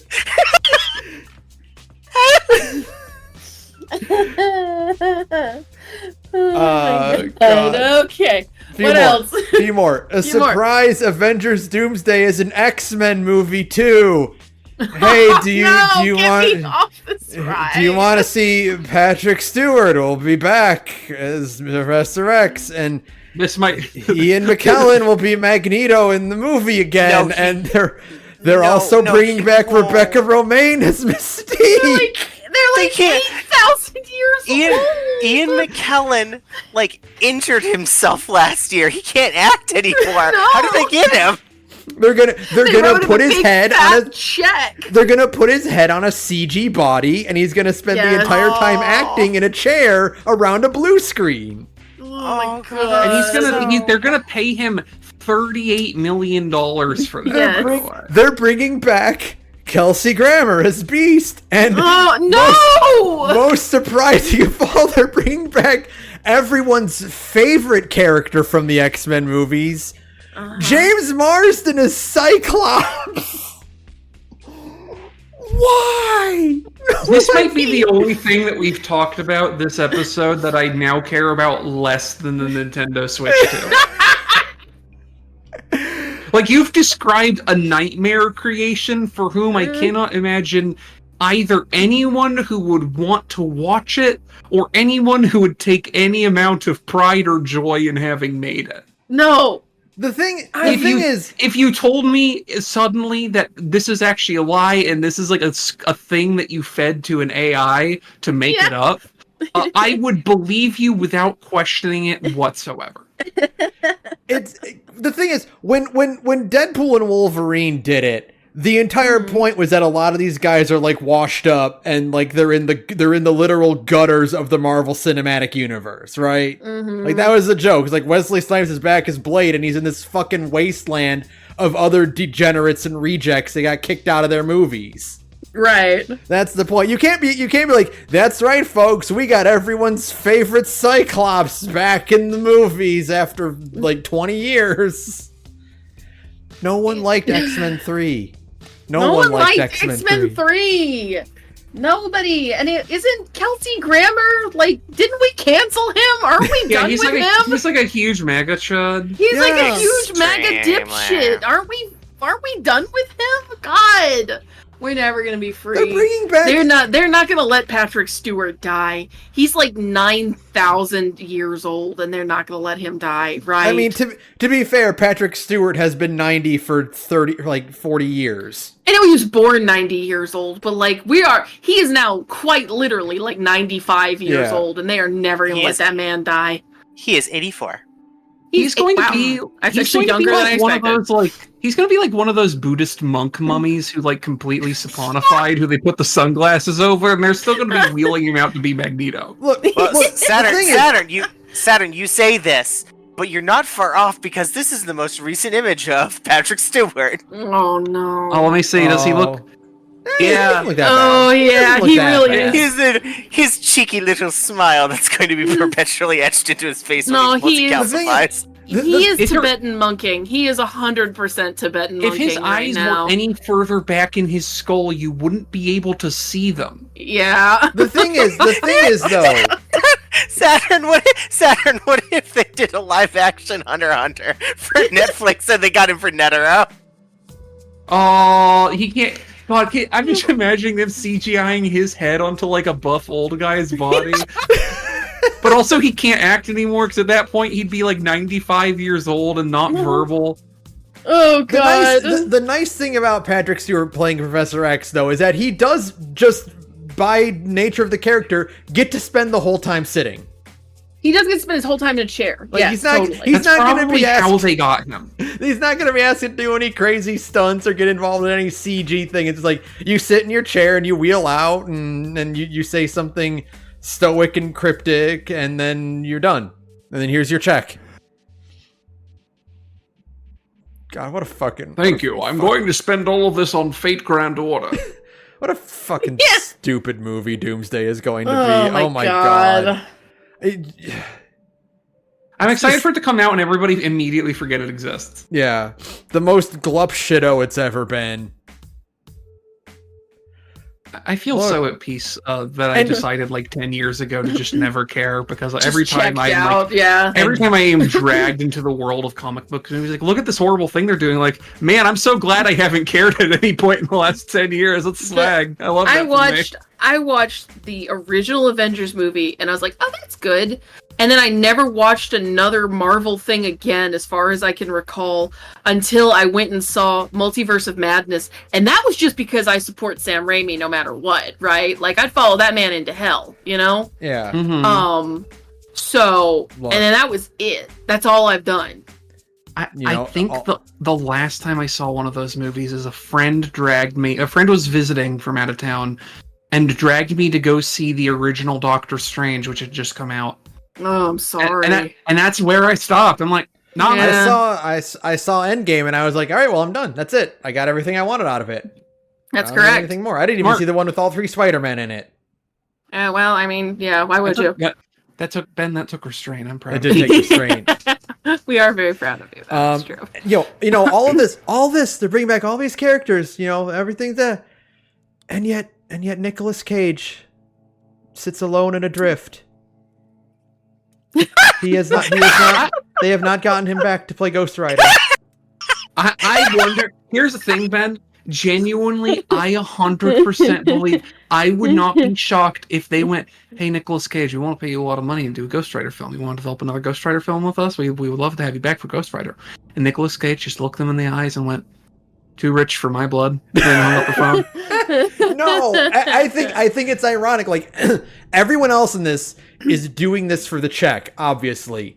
The one man I would believe doing it for the love of the game is Nicolas Cage.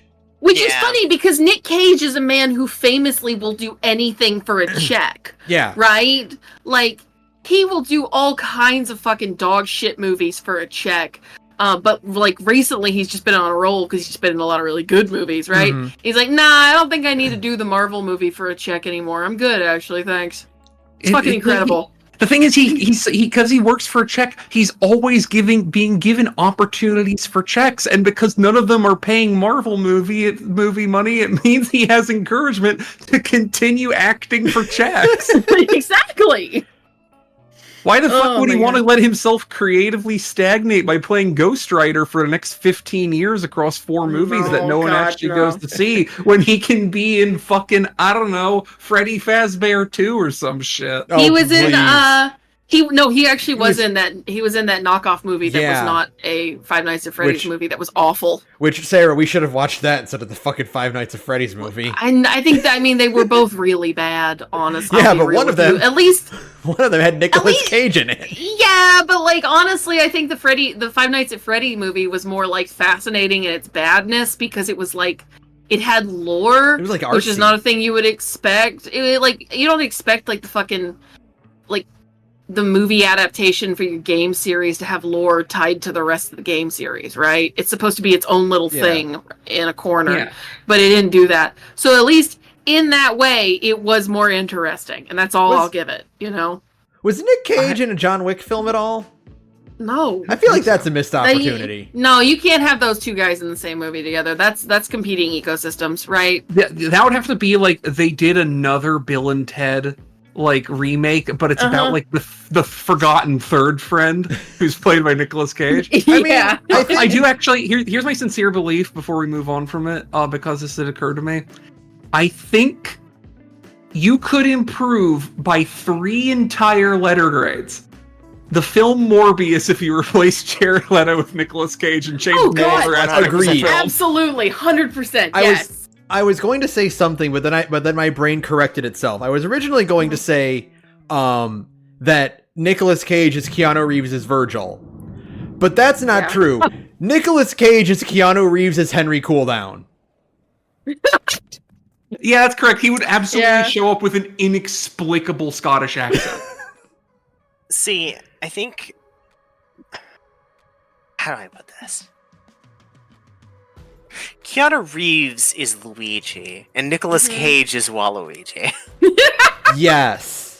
Yeah. Correct. So who's Mario and Wario in this? Christopher Walken and Patrick Stewart. Yes. No, we are painting an interesting tableau. This is a vivid image of humanity, but I'm willing to accept it. I completely understand it. In terms of the quadratum of incredibly versatile actors. Yeah. No, who will do anything for a fucking check? Yeah. Mm-hmm. Yeah, totally. I only realized recently, by the way, since we brought up Henry Cooldown, what the deal with his accent is and why he has a mysterious Scottish accent. It's a voice actor joke. Because he's played by an American voice actor. And Travis, who is doing an American accent, is voiced by an English voice actor. Great! Oh, that's funny. That rules. By the way, I'm just announcing it right now. We're doing November More Heroes this year. I swear we're actually going to do it. I really want to fucking play No More Heroes. We have to do it. Yeah. Okay. I need you to play No More Heroes 3 on stream because I just need to know you experienced it. Yes. 2 more articles. Okay. Kingdom Hearts veteran to be awarded special prize at BAFTA. Homst? Yoko Shimomura. Oh, good for her. She deserves that. She deserves it not only for Kingdom Hearts, but for half the fucking video game industry in the 90s. Yeah, no, she did all the music for Street Fighter 2 and didn't get any credit whatsoever. So yeah. What? Is it for a specific? Is it for a specific game, or is it just like a lifetime achievement award? Lifetime achievement. Well, good for her. She deserves it. Yeah. Yeah, no. Yoko Shimomura did a bunch of music, not all of the music, but a huge majority of the music for Street Fighter 2 back in the day. Yeah. And never got any credit because at the time Capcom was not crediting developers. And then when they remastered the game, the guy who did all the remasters is the one, and specifically the guy who did all the remasters got the credit instead of Shimomura. But no, she did a bunch of fucking music for Street Fighter 2. Yeah. That's insane. Yeah, no, she's fucking all-timer. Yeah. She did some of the music for Streets of Rage too? No, yeah, she was a Capcom composer before she ended up at Square Enix. Streets of Rage is in Capcom, that's Sega.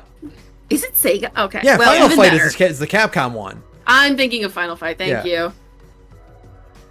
Oh my god! Her fucking. She's a fucking all-timer, dude. Yeah. No. There's so much crap where it's like it's a fucking running gag where it's like Shimamura and Nomura have been together forever. Oh yeah, they've been working on shit forever. I mean, just she did the music for Live Alive, right? Yeah. Like she's so ubiquitous. Yes, she absolutely deserves it. We stan a queen. Can we have her do some music for FF14, please? Can we get her to do a guest track on Undertale or Deltarune, I suppose? Oh, that would be so sick. I'm looking at some of her credits right now, and here's just ones that I didn't even know about. She did do music for Final Fight. Street Fighter 2. She's Breath of Fire. She did. Yep. She did the fucking Punisher side-scrolling beat 'em up. Great. The fucking Punisher. Man. She's an all-timer, folks. Mario RPG, Parasite Eve, Legend of Mana. She did every game for the Mario and Luigi games except for the most recent one. God, she's everywhere. She's so fucking talented. She super deserves all of it. Yes, absolutely. I mean, she was technically in 14 because she did the music for 15, and that music got carried over into the event. I guess that's true, but still, I mean, I want her to come in and do. Actually, I think it would. You know what? I'm not like a big Kingdom Hearts fan. I do think we could get a Kingdom Hearts normal raid series, and it would probably extremely pop the fuck off. Now that I think about it, yeah. I think it actually probably would kick a lot of ass now that I think about it. We find out Xehanort was actually Nassian the entire time. Yeah, no, totally. I mean, yeah. Look, we all played Shadowbringers. It's the same thing. It's the same thing, okay? Yeah. So, I'm sorry, everyone. FF14 and Kingdom Hearts are exactly the same. Yeah. Not even it's fine. Not even remotely joking. There were several moments that I was playing that game for the first time where I was like, "This is literally the same exact thing that happens in Kingdom Hearts." Like this is just this whole dynamic with this character is exactly like a Kingdom Hearts character. I would pop the fuck off. I think for a Kingdom Hearts raid series that would actually be really sick. Yeah, because it'd be really good. The fights. Going into your housing and having the orchestra and roleplay Dearly Beloved. Oh, you mean the thing that makes everybody on the planet cry? Yeah. Look, she should win fucking a million awards for having composed Dearly Beloved, probably the greatest video game song of all time. Yeah, like no. Yeah. there's like it's impossible to even talk about Dearly Beloved because it's so good. And like I said, I don't even really play Kingdom Hearts, and I like that song. That's like a song that just evokes so much like nostalgic emotion in literally everybody on the planet. I'm sorry, it's so good. Just like a David Wise song in Donkey Kong. Yeah, I get it. Look, those two should collaborate.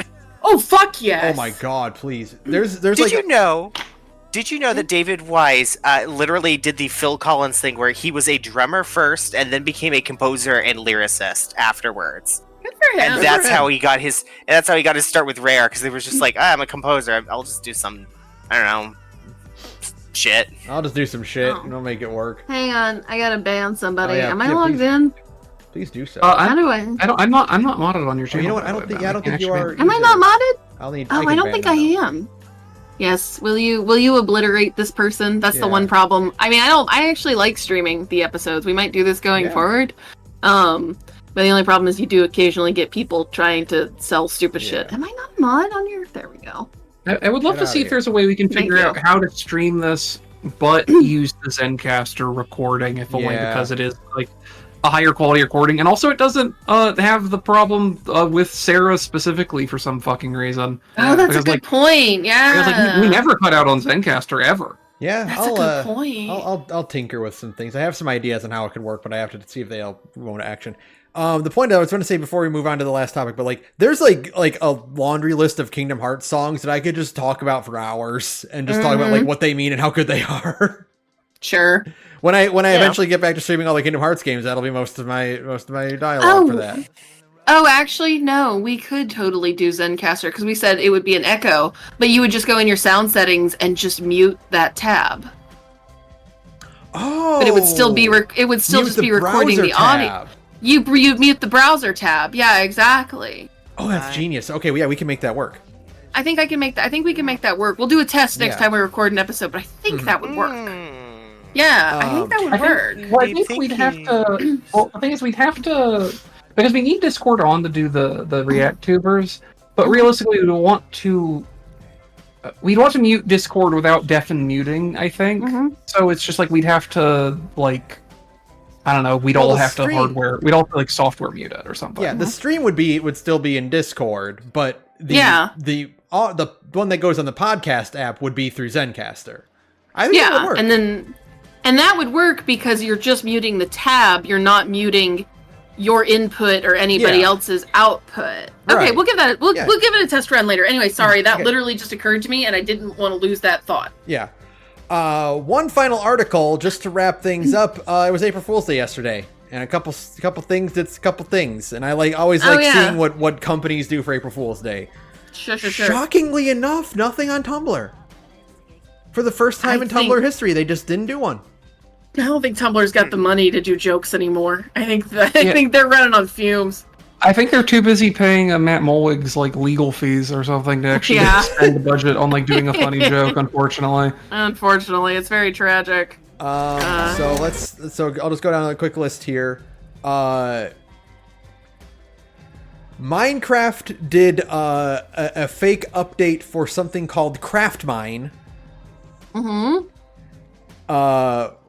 Which is just their goal is to give you an empty void, it looks like, and build the world. Oh, I see. Okay. And then you have to impress the villagers in the game. That's cute. Sega put out an official press release saying that Miles has moved to Europe and changed his name to kilometers per hour. Okay. Cute. It's an old one, but I like it. An old one, but it checks out. New Blood put out Dusk for Game Boy Color. Yeah, that is the kind of horse shit they would spend effort on doing. Yeah, that's sick though. What else do we have on here?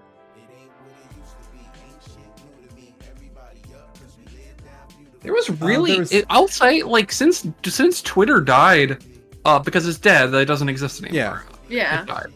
But since Twitter died, it has been really quiet on the April Fool's front. I know. The only one that happened was the one that I posted in Warframe, where they joked after 12 years, they're finally allowing Excalibur Prime out of the vault, a character skin that exists exclusively for people who paid, who basically did a Kickstarter for Warframe in the first year.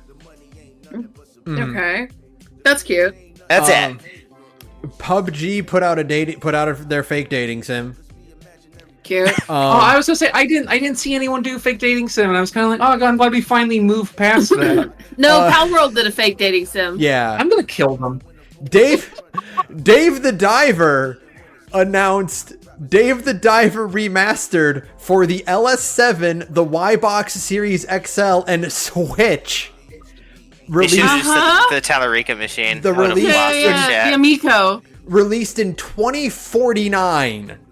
I'm looking forward to it.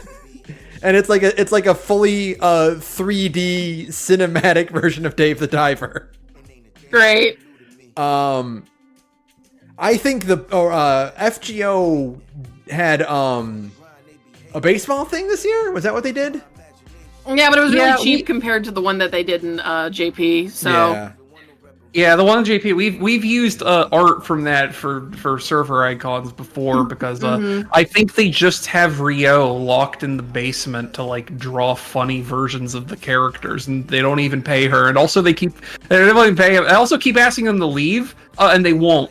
No, that's the thing is, I think Rio just lives in the walls, and then sometimes the guys at Le Single will come out to their desks and find new drawings just kind of scattered around, oh well, I guess Rio had to come out for snacks, okay then. And then they just put those in the game, Rio knows where the skeletons Oh, what are. was Oh yeah. that other one, dude? What was Chainsaw Man's April Fools? Oh, you cannot talk about it without extremely spoiling the exact current story events that are happening in Chainsaw Man. Okay. However, let's just say it's a chapter with twists on it that him putting on April Fool's Day is basically just like, I would say, an act of like pacing insanity. I see. To have timed it so perfectly to have done this chapter on April Fool's Day is frankly immaculate. Mm-hmm.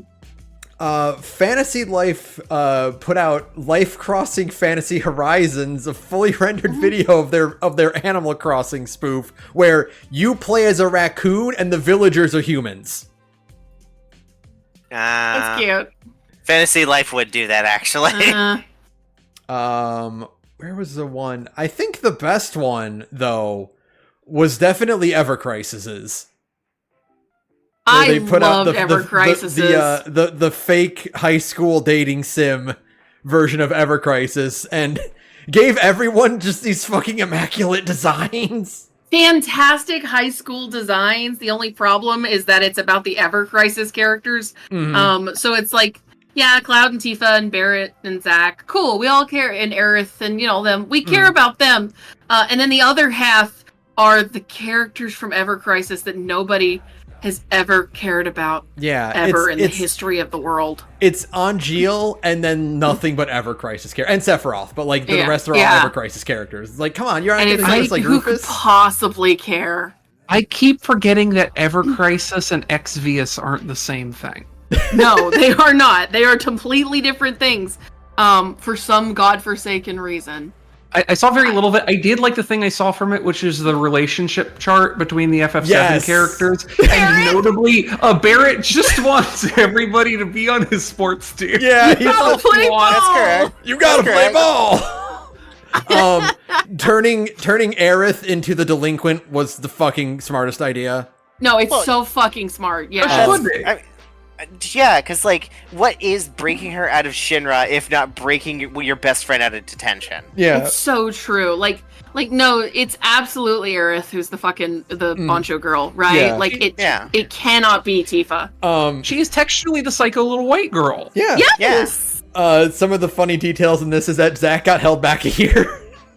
Yeah, no, Zach's still a first year because Zach, he failed. Yeah, that sounds like Zach, yeah. Like, everyone initially thinks that it's dumb, and, like, he is a little bit, but also, everyone doesn't talk about the fact that his parents had a really bad car crash, and he went through a traumatic, psychotic episode where he was in a wheelchair. Yeah. And then, like, there's the fact that Aerith just wants to fight Zach, which I think is fucking hilarious. Good for her. She also wants to fight Barrett. She uses the same "I'm taking him down" dialogue for both Zach and Barrett. No, it owns. It's so really good. The art is great. One of my favorite April Fools I saw this year is Nth Circle put out a little video. Oh my god, yes. Teasing Morgan's newest client, who's named as Allie P. Youngwitch. Yeah. This little twiggy white girl with a big witch cat who's holding a potted plant. And she mostly deals with finding lost cats and things of that nature. Yeah, that's correct. And it was they put a surprising amount of effort into making it look like a real scene from a chapter, including giving her like full character art and shit. And I'm glad for that. Yeah, it was a surprisingly even good though video. I feel personally victimized by its inclusion, even though I know for a fact it's just coincidence, and that Brian does not know the amount of psychic violence people have inflicted on me over that fucking joke. Listen, like most good April Fool's jokes, it's one of those ones where I'm like, yeah, but you could just make this real. You could just put her in the game and I wouldn't mind. It'd be really funny. Yeah. As just like a gag character. Yeah, no. Like the same with the Ever Crisis one. I'm like, those costumes better be in part 3. I would love Your explanation for why she looks like that is that she's just a 2086 neo-pagan. Yeah, exactly. She's like, people used to love to wear big cotton t-shirts in 1990. Mm-hmm. Yeah. The last one on this list here is that Nier Automata did 8-bit Nier. And I need you to see one of the fucking screenshots they made. Please.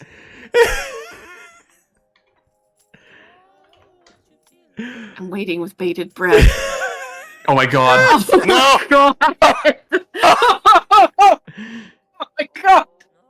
Oh, holy shit, the psychic instant damage. Oh my god. For those of you audio Amazing. listeners, it's a picture of the Final Fantasy 1 battle screen where it's 9S on the hero side and a whole bunch of 2Bs on the enemy side. For the podcast listeners, you should drag it into the stream overlay.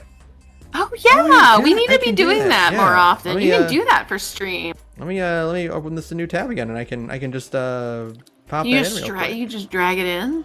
I I think don't know how that works. I don't know if it works on Streamlabs. I can just do that on OBS pretty easily, but Do I you don't know- know if There you Streamlabs go. is more Bam. restrictive or not.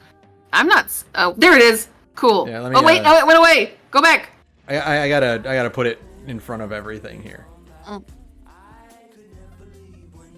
waiting. See, the reason why I make Saturn and Ben do all the streaming is, well, I don't Where'd it go? What the hell? know. Well, it was on screen for 2 seconds. I saw it. I did see it. Yeah, that's weird. If you're Oh, watching you know what? the VOD, It's- just go back and pause. It's Yeah. okay. Just go pause. It was on there for long enough that you could pause it. It's fine. Don't worry Oh, about no, it. wrong thing. That was That's our fine. icon. Goodbye, That's logo. fine.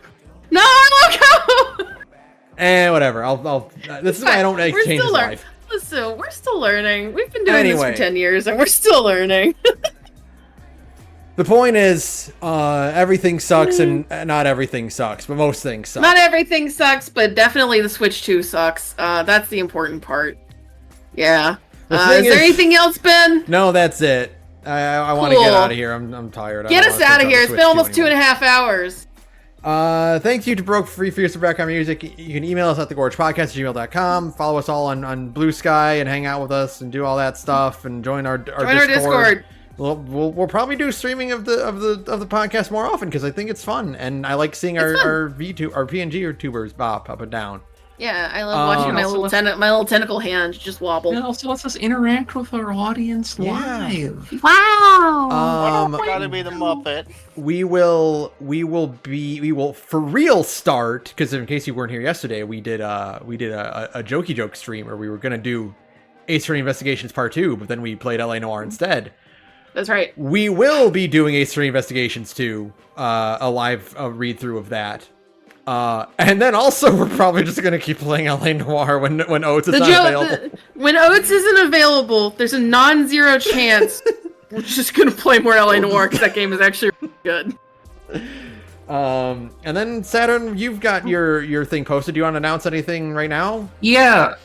So I, if you follow me on BlueSky at mystery.systems, just that, not the .social, whatever the fuck.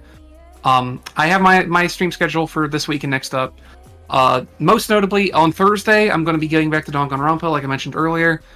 Probably on Saturday, I'm thinking, I'm not nailing it down. I was going to do an Enna Dream Barbecue stream on Monday, and I didn't to play FF14, so I'll probably do that on Saturday, maybe. And then next week, Monday, I'll be playing Look Outside, which is an indie horror RPG maker game from the pixel artist of the ill-fated Barkley 2. And I am. Oh, fuck yeah. I saw a trailer for that. I'm super excited. That game is really gorgeous, and everything I've seen of it, it's a really robust, and considering it was developed in like 6 months or something too, it's a really robust RPG maker game. And then for next Thursday, I'll be doing more Danganronpa. I'm going to probably be doing Danganronpa every Thursday until I'm done with it, because it's my excuse for going through and finishing that finally. It's a lot of fun so far. I want to point this out at the very end of the podcast before we get to our fuck you. Saturn with you use the exact same color red for the Switch 2 logo that you did for our PNG tubers, and the way I positioned it looks like Oates has just a gigantic ahoge. Yep, Yes. that is correct. That makes sense. No, that's true. I am truly the stupidest bitch here. If we plucked it off of her head, she would become Oates Alter. Mm-hmm. You know. Oh my god. Mm-hmm. This one, this one's the easiest. Fuck Nintendo. $90 video games. Fuck $90. No, not fuck Nintendo, because more people are gonna try this $90 shit. Fuck $90 video games. I will never, God as my witness, I will never spend $90 on a normal, like a standard edition video game. Maybe if $90 on a special edition that I think sounds really cool, but it's very unlikely. If there's a collector's edition that comes with like a fucking statue and a t-shirt and a book and like a CD, maybe. I might pay $90, but that's not $90 for the game. That's $60 and $30 of swag. Right, exactly. But God is my witness, I will never ever spend $90 on a standard edition video game. Okay, you can take that one to the fucking bank. And look, here's the thing, you class traders out there. I get it. But Mario Kart, though? Kart? You're going to let them treat you like a dog for Mario Kart? You have to love yourself. BioShock 2, by the way, the other one, dude. Oh, yeah, the one. Was that? That's the one you like the most? Oh yeah. What was in that one? I don't remember. That one came with a soundtrack and an art book. And it came in this like extremely beautiful. You know how BioShock 2 has the butterflies made out of handprints? Mm-hmm. The box, I actually have it displayed on a shelf because it's like a piece of art. The box is this big, beautiful black box, and it had the vinyl, it had the art book, it had the game, and it was all inside this black box with like white handprint butterfly on the front of it. Ooh. And I think I got that on sale. Actually, I bought it a couple of months after the game came out. I think I gave $75 for that collector's edition, and I have never once regretted it because it's a great art book too. It's a fantastic art book. Yeah, the BioShock Decode Evolution is a fantastic art book. Yeah, I think I know mine. I know mine. Spider-Man. Okay, do your PS4 Spider-Man, because it came with this awesome statue of Spider-Man standing atop the shattered, broken bits of the Sinister Six's like equipment. That's cool. That's pretty cool. I want to also quick shout out to the Duke Nukem Forever Special Edition. The one you regretted the most. I regretted it the most, but I still do have that. It came with like this little plastic bust to Duke, and I still have that on my shelf. That's pretty fun. I love that. I have a collector's edition that I think that I'll give special. I don't know if it's my favorite one, but I also have one that is the one I regret most, but I'm still saddled with. The one I'm going to give special shout out to, even though because I don't buy like a ton of physical collector's editions, honestly, because I just don't like having too much plastic crap around, and like Destiny is my weakness, but like that's a tactical error that I've made, and I need to find a way to resolve all that plastic crap I have. The one I have to shout out is the collector's edition for Borderlands 2. Oh, I was gonna say the same thing. Which, notably, they had lots of other crap that I don't care about, but the thing that it came with was a really well-made replica of the loot chest from Borderlands. Ooh, cool. That was like actually Foot Locker size. And I gotta stress, I only ever got rid of it because I hated looking at it as a 20-something-year-old. But I used that thing to store my fucking collectibles and shit for like 10 plus years. That's a good one. Like it was genuinely like a nice thing to have because it had like a steel art book. Or a steel like video game case book to carry the game in, right? Yeah. And then like 3 art books came with it. Ooh, yeah. Nice. Okay. Like it was a sizable thing just filled with like a lot of goodies. It's cute. See, remember when collector's editions were just like really fucking good for like a good value? Like even the BioShock 2 collector's edition, like I got it on sale, like I said. I think it was $90 when it was announced. So but like it was like a vinyl of the soundtrack and like it was not like a small little shitty art book. It's like a full size book that goes on your bookshelf art book, right? Yeah, it's nice. I've been getting like some collector's editions lately, like pre-order bonuses and stuff, and it's like the booklet that comes with it. It's fucking terrible. Tiny. It's tiny. Yeah. So for the one I regret, which is like, here's the thing, I like it and it's very funny. But it is a collector's edition that is an albatross around my neck. I got the collector's edition for the joke software product Tax Heaven 3000. And I'm going to send you a picture of it and let you guess what the problem with this collector's edition is. Holy shit! I didn't know you bought this. That owns. I saw it. Someone was like selling it in box for kind of cheap. I'm just like, I kind of just want to have it. I understand. But I have to stress. I don't know if that picture is going to go up on the stream or whatever. That's not a pillowcase cover. That's just the pillowcase. That is the pillow. The pillow. Yeah. No way. Printed directly on. So like, I have this like 4-foot long fucking printed on docky in a box, and I was like, I can't put it anywhere, but I also can't get rid of it. Is it in a giant box, or is it like rolled up, or what? It's folded. I mean, it's a pretty big box, but like it is folded up in there. But it is it's a pretty big box. Holy shit! I didn't realize. I thought it was just a docky cover, right? Like a body pillow cover. No, it is the entire ass pillow. That's amazing. Great. And like, I'm not getting rid of it ever. No. Oh God, also, no! like, You can. I can't put it. You have to. I'm not putting that anywhere unless I live on my own. I don't want people asking me questions. You want your mother to ask you about it. You have to get rid of it by shoving it in like a black garbage bag in your room, and then like carrying it out in the dead of night to throw it, like and then disposing of a body, taking it to your trash can, and then lifting up a trash bag that's in there and putting it underneath. Yeah. I think I have to go the opposite way with it whenever I finally allow it to be in my living space.